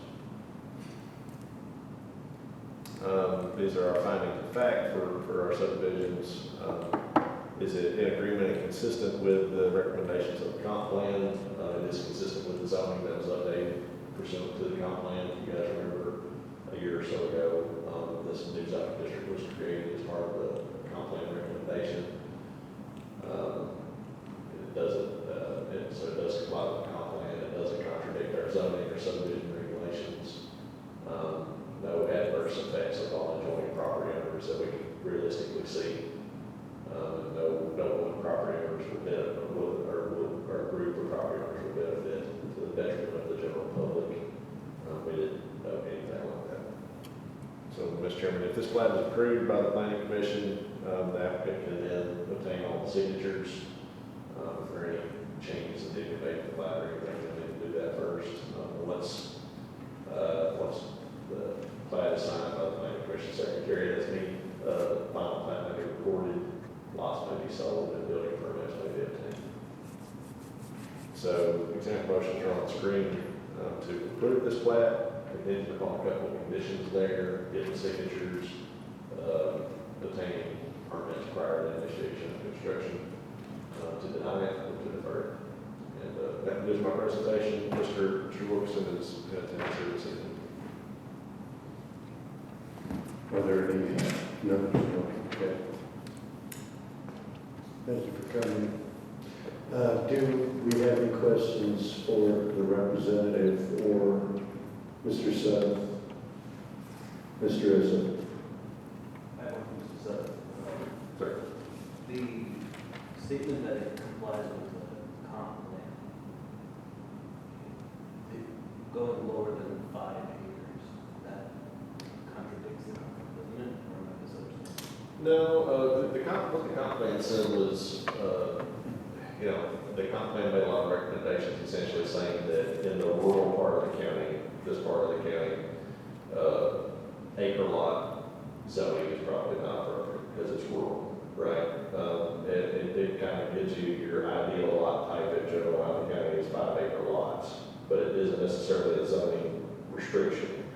And so what the planning commission and the county commission did to bring our zoning code into alignment with the comp plan was to create the rural preservation zoning district, which created a 100,000 acre lot size, or I'm sorry, 100,000 square foot lot size. And so I think my interpretation is that was a county commission action that was taken to get our zoning in alignment with the comp plan. And so my recommendation is anything that complies with the RP zoning at this time complies with the comp plan. Because I think the intent of that rural area of the county is getting out of that. There is one little, you're referring to one little sheet basically that talks about, what kinds of zoning is appropriate, what kind of acreage is appropriate in that in the rural. It says something along the lines of generally 5 acre lots or something like that, right? And so this development is generally 5 acre lots, but it does have a couple of 100,000 square foot lots as well, several of them.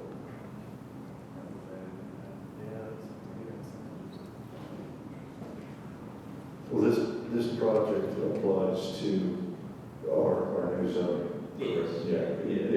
Right. It complies with it complies with the comp plan, the subdivision regulations, and the zoning code. Which is 100,000 square foot lots, provided they have the water, That's right. it's not on the dead end. That's right. Yeah. So this is on an 18-foot road. Hydrant is available. Public water is available. What am I forgetting? Yeah, it's not dead end, right? Yeah. Right. So, because this lot has access to a paved road, that can be done, but the lot behind it that's got a gravel driveway to it, that would not be able to be subdivided, correct? Lot 4? Right, no, not. Because it's a flag lot that's got, and that's, I'm assuming, I guess that's the east side, is a gravel access, I'm assuming. Well, Unless it was a legal road. there's some kind of private access drive that's going to meander through here and service all these lots.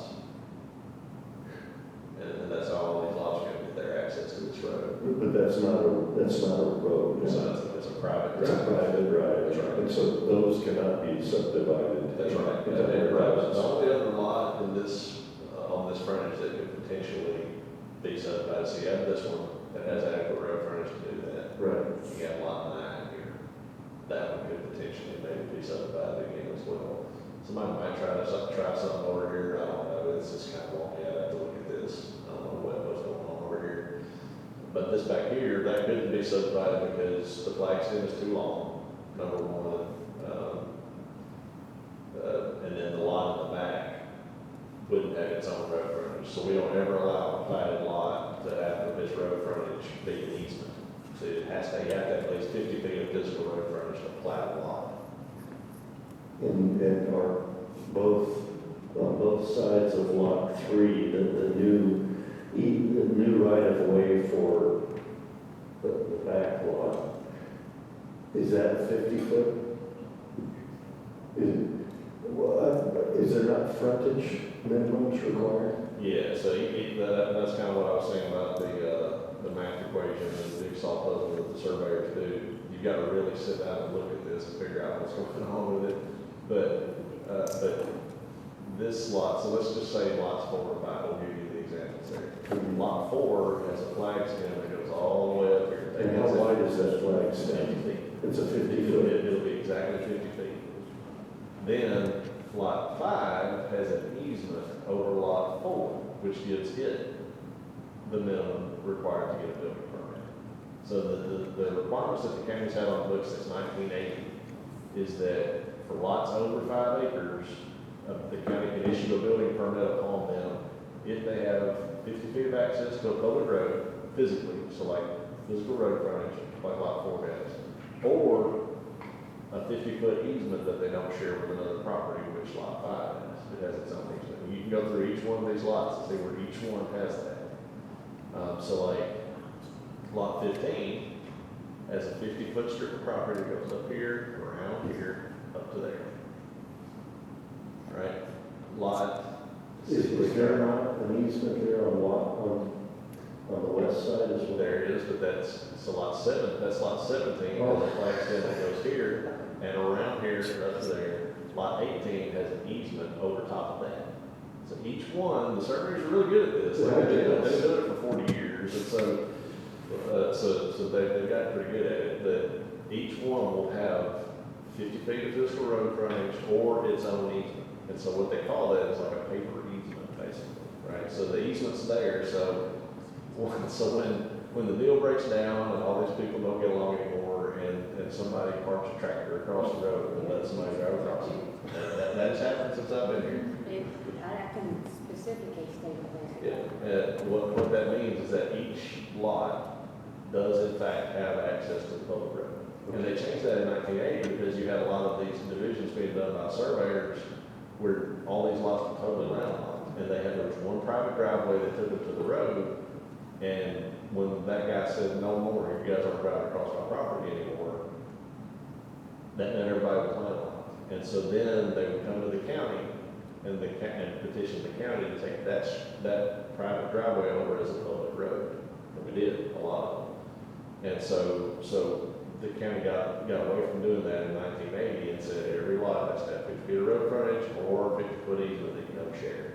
And so the surveyors very studiously make sure that each lot, when they do these farm cut-ups, has that, because each lot has to be able to come into my office and get a certificate of zoning compliance to get a building permit. And so in order to be buildable, each lot has to meet that road access requirement. Okay.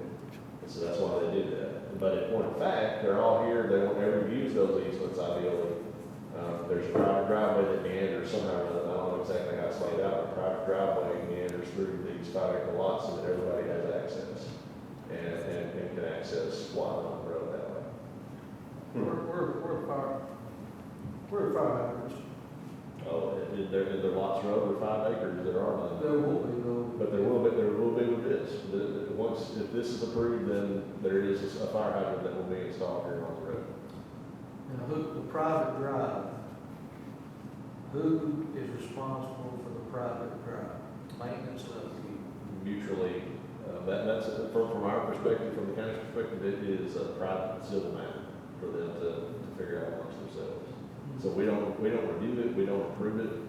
One thing that we do ask for though, when they come in to get the building permit, because the private drive is gonna go across a whole bunch of people's property, we do ask for a copy of the shared drive agreement showing that they have the right to access it. But construction and maintenance of that driveway in perpetuity is the responsibility of those landowners. So this is the stuff that Mr. Guthrie, when he was here talking to you guys, that's what he was talking about. And then trying to get back here with an ambulance and figure out where these people are is very difficult. And for our inspectors, I mean, we've had situations before where inspectors go back to inspect the house and we can't find it. We can't figure out where it's at because it's so far back. But it's over 5 acres, and so there's some protections for that, and so. And that's state law. Right. And there's some disagreement on the whole road, the road thing. Metro National has a different reading on that. They say the statute doesn't say public road, it says road. And so, Metro would require this all to be platted because it's served by an access road. And that's what a judge has upheld that and says that's correct. Rutherford County, Wilson County, Sumner County, we look at it as implying public road. And so if it doesn't involve construction of a public road, then it doesn't need to be platted in general. Commissioner Miller? I was just gonna reiterate my statement on the last one. Here we are again with the safety issue. I mean, y'all saw the same road that I saw, right? Y'all saw that gravel, nice velocity, that when it rains, it's gonna flood and it's gonna be gone. And here we go again, what if it floods and people are gonna be stuck on a makeshift, whatever this is, joke. You know, like, here we are again, between a rock and a hard place because it meets our this, but I mean, come on. Seriously, that's the access road that's legal. How? Another safety issue. Number one on the survey, safety. Roads, this is a joke. Is there a future remedy? Well, so that's where you could, for this that's out there right now, where these lots, you've had a lot of people spending hundreds of thousands of dollars on 5-acre lots and looking to pull building permits and those kinds of things. I don't know if you could retroactively apply it necessarily, but it would require some study, but there may be some way for the county to get its arms around this particular issue for 5-acre tracts. One thing that could be done is every lot has to have, every lot has to have its own 50 feet of road frontage, so no easements, right? So each lot, and then you could say, but each flag stem can't be longer than X, right? So 500 feet is what we're required for 5 lots. Maybe you can do that for 1,000 or 1,000 or 500 or something for 5-acre lots. You could establish zoning requirements that would govern 5-acre tracts that I think would be okay. But the protections that 5-acre lots get in state law, I don't know, that gets off into legal territory and judge territory. I feel like probably that you can't do it in your subdivision regulations necessarily, but I think in the zoning code you could start requiring that each lot can only, has to have 50 feet of road frontage, can't have a flag stand longer than X. It's like on this particular lot right here, that would require for them to build a public road within this property. That way each of those lots, you can still do 5-acre lots and get quite a few of them, but a public road would have to be constructed back there to county standards. Yeah, because this was all done to avoid the costs of a public road. Yeah. So, I guess I was confused about this road. Is that one of the driveways? That's the shared road. The shared one that goes back That's to the lot 4? construction entrance that will eventually be the shared drive. That's purely a construction setting right there. Like, these are gonna be $1 million homes built back there. It will not look like that after the first house is built. Yeah. So this is the drive that goes back to lot 4. Is that right? Not like 4. It It goes. dead ends back there, I believe.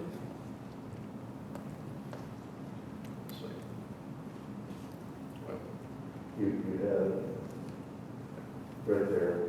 Is that the construction drive is on this side? Well, Is this it right here, Zach? Is that Yes. where oh, it goes here? But it, somehow it meanders back through here somehow. okay, that's what I was wondering, because that picture meanders, and that one going to lot 4 is straight. Okay. I think that's been built since, I'm assuming since they recorded this boundary survey. Okay. Pretty messy. Okay. So I assume, just for my comprehension and clarification, I would assume that the water lines going back go on this shared driveway, is that correct? Yes, there's shared easements that, like, almost like a spaghetti factory. They make it back there to every one of those lots to serve. Including all the easements to the underground utilities, electrical, everything? Yes, sir. Thank you. And so that those easements, you can't see them on there, but I think they're probably spelled out as ingress and egress and public utility easements for each one. Yeah. And they're not individual easements, they're kind of a blanket easement? My understanding, of course, I'm just involved right now on track 3, but talking to some of the other people building back there, is each one of those lots was sold with its own private easement and access and utility easement that all run in this same area. Okay. If that makes So they sense. could be 5 feet wide? I think they're all 50 foot wide.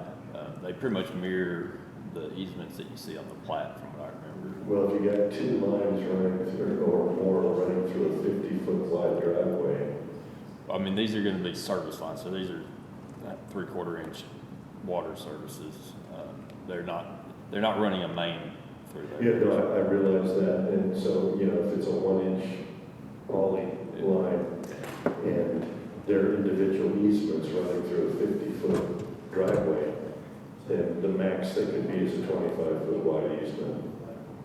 Well, like I said, I think they made the easement 50 foot wide to allow to, there's gonna be a bunch of people utilizing that same street. Okay, so it is a blanket easement, that several lines can run in one easement? Yes, sir. Okay, Yeah. okay. Mr. Belcher? First, a comment. So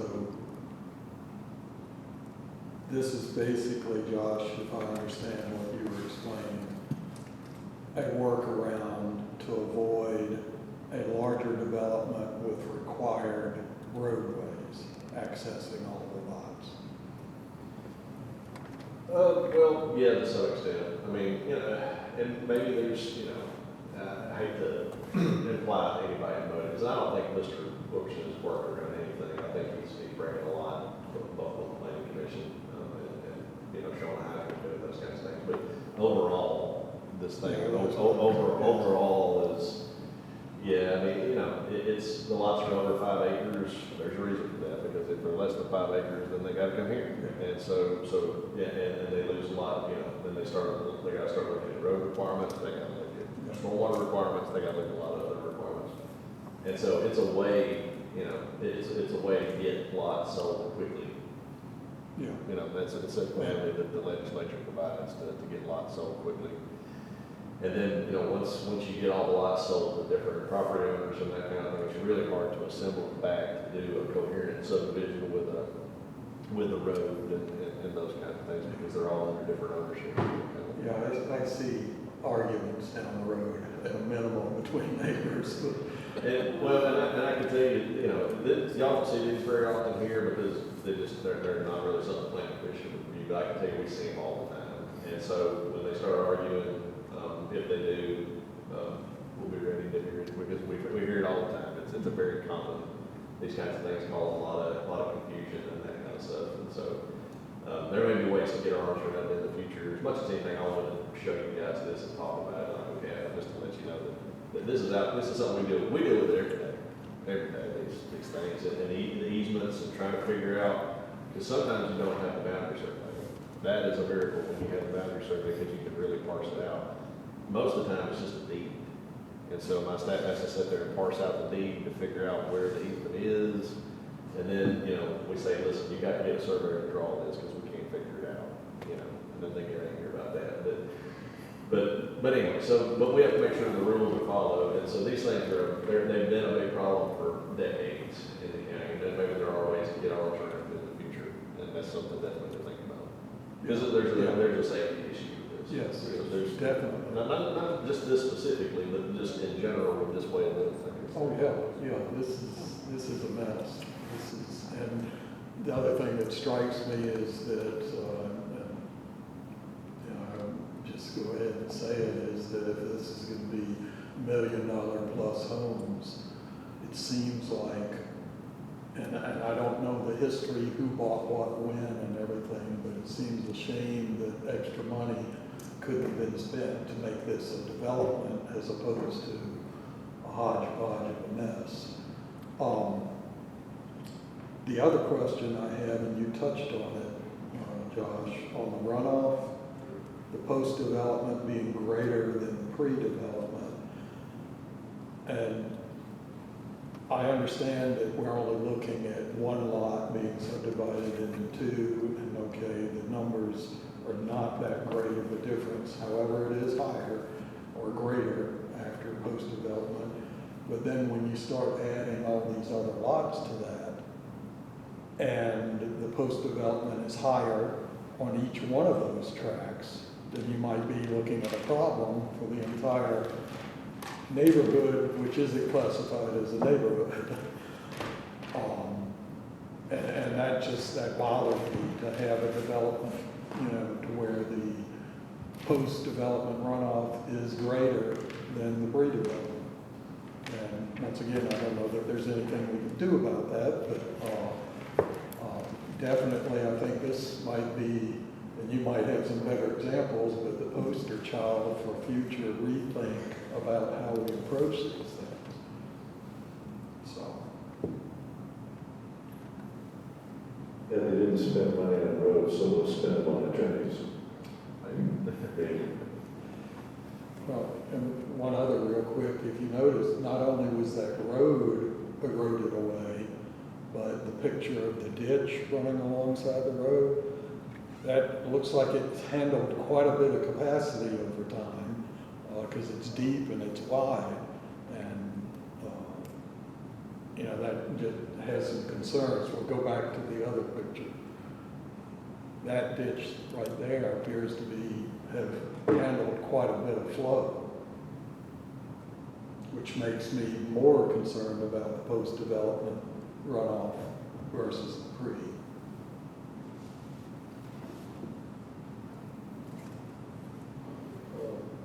To caveat John's comments, since I've been on this commission, it seems like every month we bring up water runoff and drainage, taking care of this, and we come back and county engineers, water areas. Well, who does the homeowner go to one of these $1 million houses on the backside when they have all this runoff coming in their lives? Who do they turn to? Nobody. In the back of it, and I mean, on 5 acre tracts, I mean, the amount of really concentrated runoff that you're gonna have is probably gonna be fairly limited. Now, what can happen though is that you might have houses that get built in areas that are in the natural drain. That's the kind, what you're much more likely to see in this kind of totally unplanned development is to see a house get built somewhere where it probably shouldn't be built in the first place, and then they'll have issues. It's not particularly likely that these 5 acre tracts with houses on them are gonna generate enough stormwater impact to cause somebody flooding issues. But what you will see is somebody putting a house down in somewhere, if we were entitled to a little bit more review on it, we might say, well, hey, there's a natural drain there. Let's shift that over. We're gonna call that a critical lot. You need to move that over here instead. Instead, they have a lot more ability to put it where they want, and then they get water coming in the back door and that kind of thing. We do see that. But this large, having the kind of, dense development runoff issues that you'll see, it's not like, just to be honest with you, I don't think it's very likely. And I don't think anybody's gonna be building on the road there. One question I have looking at that picture right there is if they got a route for that crossing. I don't know if they did. I do know they're replacing one of those culverts today. I don't know if that's where they ended up. I did hear that. Is it a culvert or just a pipe? But I mean, in our world, a culvert is a pipe, synonymous. It's my understanding they're putting in like a 42-inch pipe to replace the existing 15-inch that's there. And so that is something that, and we may have, I don't know, I'm not involved in every culvert crossing and that kind of thing in the county, but that may be one there that, that's something that in general is gonna need to be engineered in size. So like whatever they got there across that creek, if that's a permanent crossing, then office is definitely gonna need to have a look at that, to make sure that it's sized appropriately. Like we've got an example, I guess it's on Depot Road, Pennington Farms, you know, that development. So they're in the process of doing something similar to this. They're gonna have a private road, but it's gonna be built to full county standards, paved, done the whole thing. The bridge is gonna be built to TDOT standards, and so it's gonna be built to, withstand a 100-year flood, all that stuff. And that's one it's not coming before you guys, but they've elected to do it in a way that is really, at the highest possible level. And I believe is built those homes back there. And so, but like this, I don't know if that has been sized right. That's the kind of thing that, once a crossing gets put in like that, it's not in size the way it's supposed to. It can cause a lot of problems, and it can cause a lot of headaches for the county trying to get it replaced and that kind of thing. Because TDAC they're not doing a lot of enforcement action these days, to be honest with you. And so they're kind of delegating more of that to the county to do. So we'll take a look at that crossing there and make sure that it's adequate and isn't a washout or something like that and cause problems or people get stranded. That kind of thing. All right, well, any other questions? Well, just a clarification, I'm looking at just grade level water house utility district that did such a great job. Yeah, I'm a fan of them. It looks like, and this is just for my clarification, because I'm just going away with this, that basically they're asked to put in 2 water meters and then a fire hydrant. So we're going to put two water meters that's going to be serviced with a meter on them. So then the builder's responsibility is to put private service lines to each new home. I don't see how water is going to be monitored. I mean, how they going to have individual water bills? I don't get it. Unless there's going to be individual meters that are going to be off that main meter. I think that letter is just for the 2 lots in this subdivision. So Mr. Wilkerson isn't doing the rest of all these other, all he's doing, right? Just these 2 lots. He's just doing these 2 lots. So we had him get a water letter. Yeah, we had him get a water letter. Please don't associate me with that whole. That answers the question, thank you. We've gone real wide on our discussion here, but really what's before the planning commission is these 2 particular. I got you. Anybody else? Okay, we have our example motions. Do we have a motion?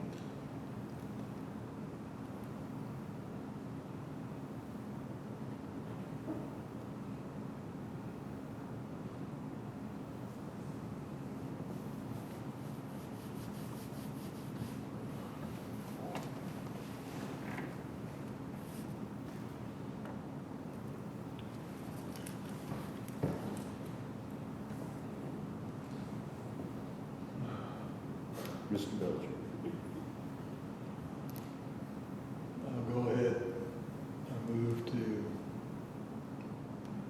number 1, find all county requirements.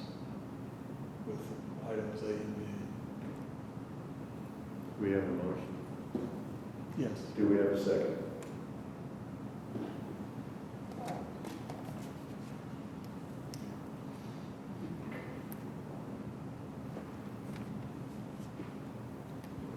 I'll second it to keep things moving, but I will not be supporting it. Okay, we have a second from Commissioner Miller. Kathy, Yes, sir. do the roll call, please. Commissioner Holmes? No. Commissioner Miller? No. Mr. Issa? I'm sorry. No. Mr. Belcher? No. Mr. Strong? No.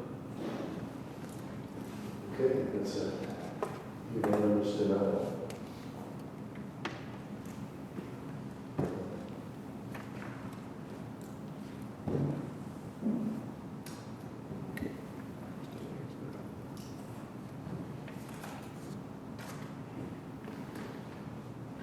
Item three, summary. I will say before we move on, Okay. on that, might need to defer to the law office, but with the statute, it might be wise for someone to state the reasons for that on the record. Okay. The statute requires it, Tennessee state law. Okay.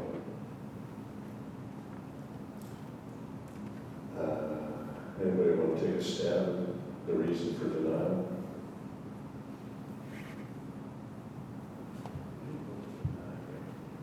Well, we voted to not approve, which I think is the same thing, isn't it? No. It's not, No, okay. so what the statute says is that to deny a plat, there has to be a motion to deny it.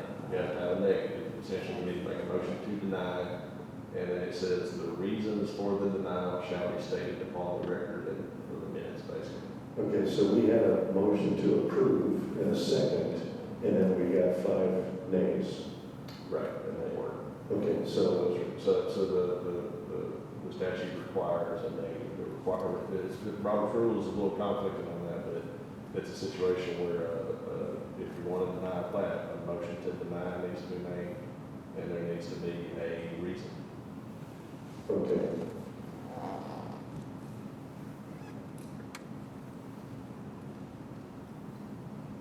I'm still a little confused because we didn't deny it. We just had 5 nays to approve it. And so it's So still, it is the same as a denial? no, it's not. it's still before the planning commission. So it's one of those things, and I can send you guys, Attorney General's opinion on it, or whatever I've got out there. I've got some documentation. Okay, so we need another motion. A motion to approve that his negative votes will not suffice to deny a plat. State law requires a denial. It requires a negative action to deny the plat, and state law requires that a reason be given. Okay, so we could defer, but we would have to have a reason to defer as well, right? You can defer to obtain more information. That's always fine. Okay. Be in the same boat again next month. Yeah, that's right, we would be in the same boat the next month. So, so do we need to make a motion to deny it? I can't tell you how I vote, but vote no on a motion to approve doesn't satisfy the requirements to deny a plat in the state of Tennessee. I think we need to have need to have a gentleman on the back row give us some counsel. I think we need to have some legal Can counsel. you speak in your microphone? Mr. Chairman, I would request that we have some legal guidance and counsel from our current attorney's present. Okay, Mr. Attorney. Yes, I encourage you have to have some sort of non-compliance with the subdivision zoning regulations on the record as part of your motion to deny. Otherwise, it's kind of instilled from the body, because all you have done is not passed it. So there needs to be some affirmative action and some reasons why it's compliant with subdivision zoning regs stated on the record.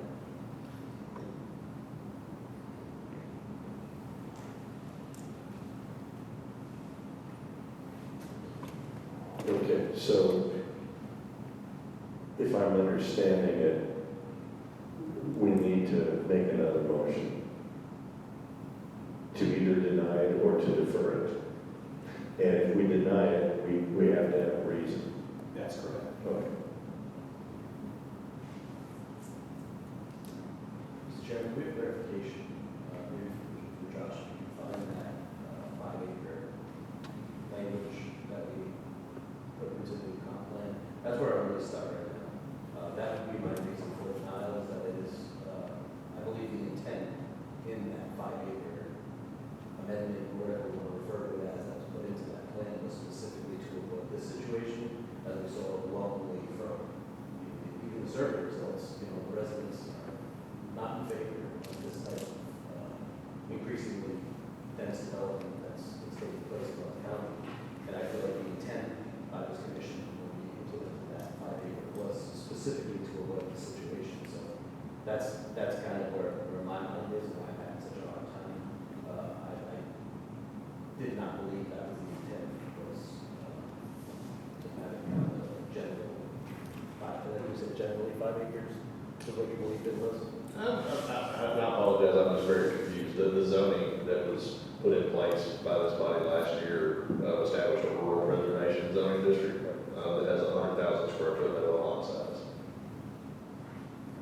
And the contingency on that, though, is that the lots must be serviced by a hydrant, that they're on a road that's at least 18 feet wide. It's not a dead end. That the water is available. So if, for example, if this was on a 12-foot wide road or a 14-foot wide road, it would be a 5-acre minimum lot size effectively, because they wouldn't be able to subdivide the property. But with one known being an 18-foot wide road and a hydrant being available, they meet all the requirements to have 100,000 square foot lots. Listen, Steve would like to talk. I just want to remind members of what conversation I believe it was last month that we had about the function of this body at this point in terms of administrative aspect as opposed to a legislative aspect of this. We already have a set of rules in place, and those are what we have to go in terms of finding out whether this applicant meets those set of rules or not in terms of subdivision and zoning regulations. So this is a purely administrative function. Yes, Mr. Mr. Strong. Chairman, I think, and I appreciate that counsel, and appreciate Josh's comment. I think I can only speak for myself, but I think that I've got myself caught into the hope lab because of looking at the farm breakout instead of looking specifically at what this developer came to and asked for one lot to be subdivided. Based on that criteria, that one lot, which happens to be part of another lot, which he has no connection, except other 2 lots. But then I see that based on the current codes, that this builder developer may be in compliance, as Josh has stated. And based on that, I would like to make a motion that to approve, make a motion for option number 1 to approve this final plan for on track 3 subdivision based on the contingencies as stated above. We have a motion. Do we have a second? Second by Mr. Issa. Kathy, will you run the roll again? Yes, sir. Commissioner Holmes? No. Commissioner Miller? No. Mr. Issa? Yes. Mr. Belcher? Yes. Mr. Strong? Yes. Okay, the project, and just, I would like to say, I think by right,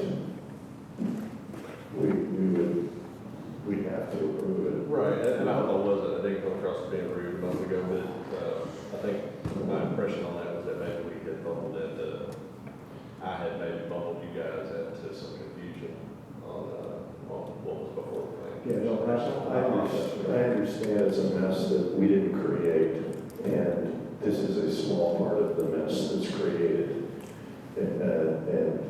But I think, I'm certain that by right, those lots are good. So, okay.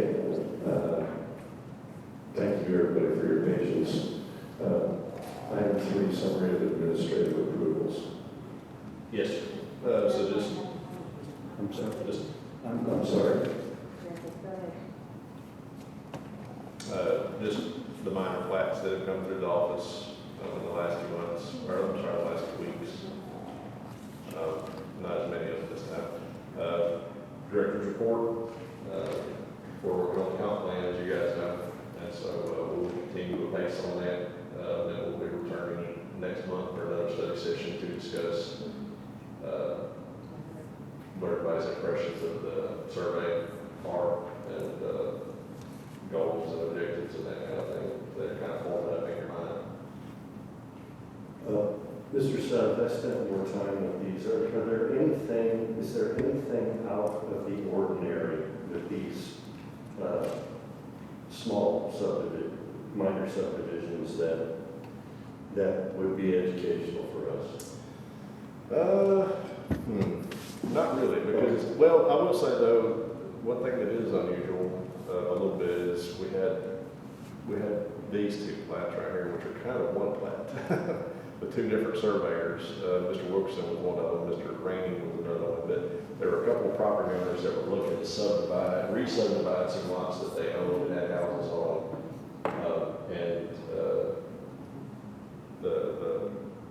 They retained 2 different surveyors to do it.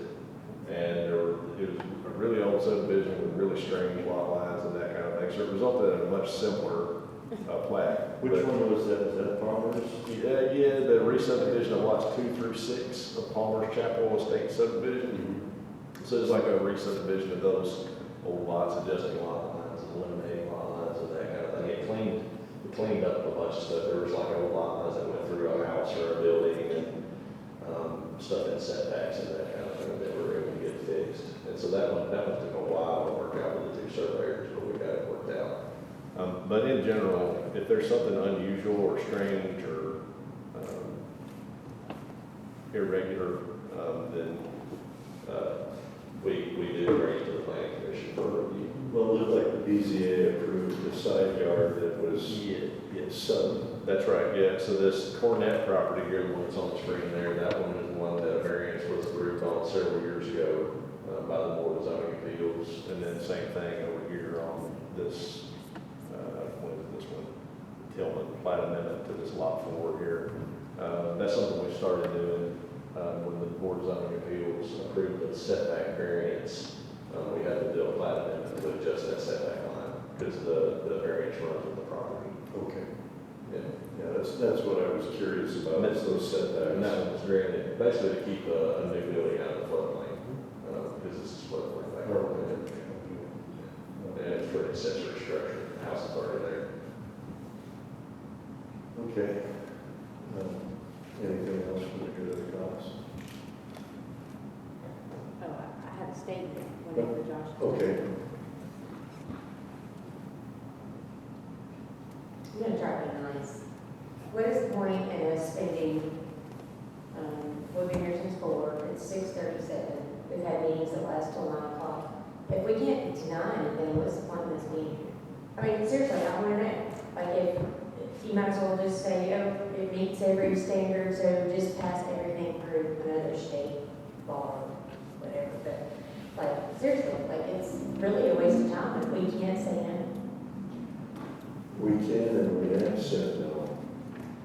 We voted the same motion twice, but based on different information, there was a majority difference. I mean, we've got a lawsuit that's coming up on the property in New Shackle. We have said no to, right? It just depends on how many lawsuits we want to be in. And, you know, I'm not even voting, so unless I have to break the tie. So that the first vote was 0-5 and the second vote was 3-2 based on more information. I understand that. So, and I understand what you're saying, Chrissy, I really do. I don't know that in my thinking you can blame this guy for the mess that entire 5-acre, those multiple 5-acre parcels are. I don't even know when that was Well, it didn't have to go through approval, right? We never saw it because it's a state law that allows those 5 acres to be, I mean, please respond, because I think we need to try to, understand this and fix it if we can. I think we need some major changes to our zoning code for safety issues. I mean, when does money and developers making money and whoever making money to sell these lots, to sell $1 million houses, to sell whatever, how does that trump? I mean, how do you lay your head down at night when all you care about is making money, when it literally, I mean, this one probably not as much as the one out in, Chapel Island, but that is literally a safety issue. People are going to die, and I'm not trying to fearmonger. It's just a fact. I mean, there's been multiple deaths at that intersection without all that. So when can we, I mean, 3 of us are commissioners and the rest are citizens, and Josh, you're from I'm not down you guys, y'all do great. I could not do your job. There's no way. At least not. But like, when can we say enough is enough and let's stop, let's regroup, let's make changes to the zoning code, let's get this comprehensive plan. Obviously our hands are tied with the state for a lot of things, but like, I mean, we can't just sit here and continue to say, why can't we do this and why can't we do that? We've got to make some changes, and we got to do it quickly. I'd agree with you. I mean, some time ago, a developer named Marcus Smith cut 5-acre lots over on the east side, and he did it right. He built a public road. It's a beautiful project, and he did it right. This was obviously to cut costs, and Josh was a gentleman about it and kind, but we know what was going on with that project when they split that farm up. What we have to do is maybe ask Josh and Steve to see if there's things that we can do to prevent this. The problem is we don't know about it till we get somebody trying to subdivide a 5-acre lot. Josh never saw this project before it happened because of the state law, and I don't know how we get around that, because Chrissy, you're absolutely right. This is a life safety issue, just like the one at New Shackle and Long Hollow Pike is. So, we have a responsibility here, and that's why we were elected to do this or appointed to do this.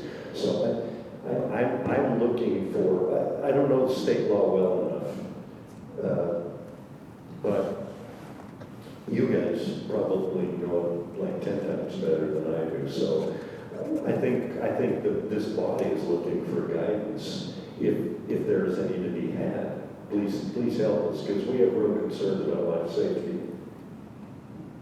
Go ahead. I appreciate and respect Commissioner Miller's comments. I believe the safety angle or direction will be a proper way to look at that, because that would stand up, I think, as a citizen. It would have added credibility in the court of law. I really do. Now, as a citizen and non-elected commissioner on this commission, I have a responsibility to take the facts and sometimes make decisions that I don't particularly like, but it complies with the current code on the books. And that's where I need, and any competent member would need the good counsel from full-time employees, and also our legal attorneys, that we do make the right decisions. I will leave here tonight feeling very good about my decisions. Don't mean I necessarily like it. Go ahead. I guess my thoughts on that is, in the spirit of our 5 acres and keeping, rural, and he chops it up however he wants to. That's his business, that's the county. I agree with you on the whole safety issue on that. But that's a freedom that there is in the county. But not in the spirit of that is taking advantage of not necessarily a loophole, but another little spot where we can make those safety concerns, now they are a safety concern, and then we can little by little turn that into pretty dense section if they choose to, with roads and all of the things, because we've given them those avenues. And that bothers me. That bothers me for that area specifically, you know, and that's where I have a real hard time with that. And I don't know if there's a fix. But anyway, that was my concern. It wasn't outwardly, I don't know. It's just, it feels like it's not, that is not in the spirit of what we were trying to do in that area. Let me ask this question, because this may be a simple question. Can we amend, as it applies to any property, the amount of frontage on a public road? Can we say, and 50 feet doesn't do it? It's got to be 100, it's got to be 150, or for a 5-acre lot, it's got to be 200. For a 10-acre lot, are there remedies we can make there? Yeah, you can. I mean, we were out at 50, like in 1980, right? So 45 years ago. There are places, I think Robertson County maybe is one, I might be wrong about that, but there are counties that it's 30. You won't typically see 100, but I don't know that means that it can't be done. I think it's just, you know, you got to pass the reasonableness test, I guess, with a judge, you know, ultimately. And so I think, you know, when Mike Guthrie came and spoke to you guys about this, I don't know if y'all remember that. I was in the space where I was ready to hear what he was saying, because we were dealing with something like this. I think it was some other thing like this that had been a big problem in that time. And that was why me and him were talking about it. And I said, come talk to the planning commission. And he didn't, and y'all weren't ready to hear it at the time, I don't think, because I don't think it resonated because your mind wasn't there. But I think it sounds like y'all are there now on this. And so this is something that I've been wanting to take a look at, this kind of, you know, I'm all for doing, you know, 5-acre tracts and doing it in a way that makes sense and that kind of thing. But there are abuses, I think, where, you know, maybe that's not the right word, but it's where the letter is being met, but the spirit is not. Right. Maybe that's frustrating. Right. And so like, you know, the intent is 50 feet of road frontage or 50-foot easement, right? So you're thinking an easement goes up to the road, no problem, you drive across your neighbor. When that was written, the thought wasn't that you're going to have an easement that winds around the property line and, you know, and goes on for 3,000 or 4,000 feet. You know, that 5,000 feet, that wasn't what was intended. So I don't know that you could say every lot's got to have 300 feet of road frontage and that kind of thing. That might be difficult to enforce. But I think there are things that can be done, like using that one as an example. And the cow's out of the barn on that one, obviously. But you know, maybe you keep the 50 feet. Maybe you say no more easements. Maybe you say you can't, like what we talked about here with the. I want to go back to this. So this is, there's that text is really small. I'm sorry, I should have made it easier to read. But like here at F, flag stems shall not change directions more than one time. Angles for flag stems shall not be greater than 90 degrees. And so this is all for 5-acre lots, or less than 5-acre platted lots that are going to go through the subdivision process. Only one intervening lot shall be allowed between the flag lot and the public road to provide its access. So that means you can't have 5, like in this development, you can't have 4 other tracks between you and the road. Flag stems shall not be longer than 500 feet. So you can come up with specific standards for all lots in the county and put it in the zoning code, as long as they're reasonable and you're not being punitive. And I mean, I think you could end up with a situation where it's a lot safer, you know, and then you get into some, you know, there's a take some research, but, you know, these private roads providing access and that kind of thing, and getting away from some of that, or having a process for those a little bit where But we've always been hesitant to get into the private road argument, because once you're in the private road argument, you're in the private road argument. And then you get in between them and the neighbors. And that's when the county can't get out of that again.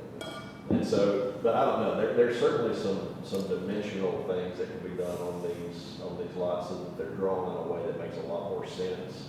And you don't have these weird easements and these things that take a long time to decipher. And so that things are done safer.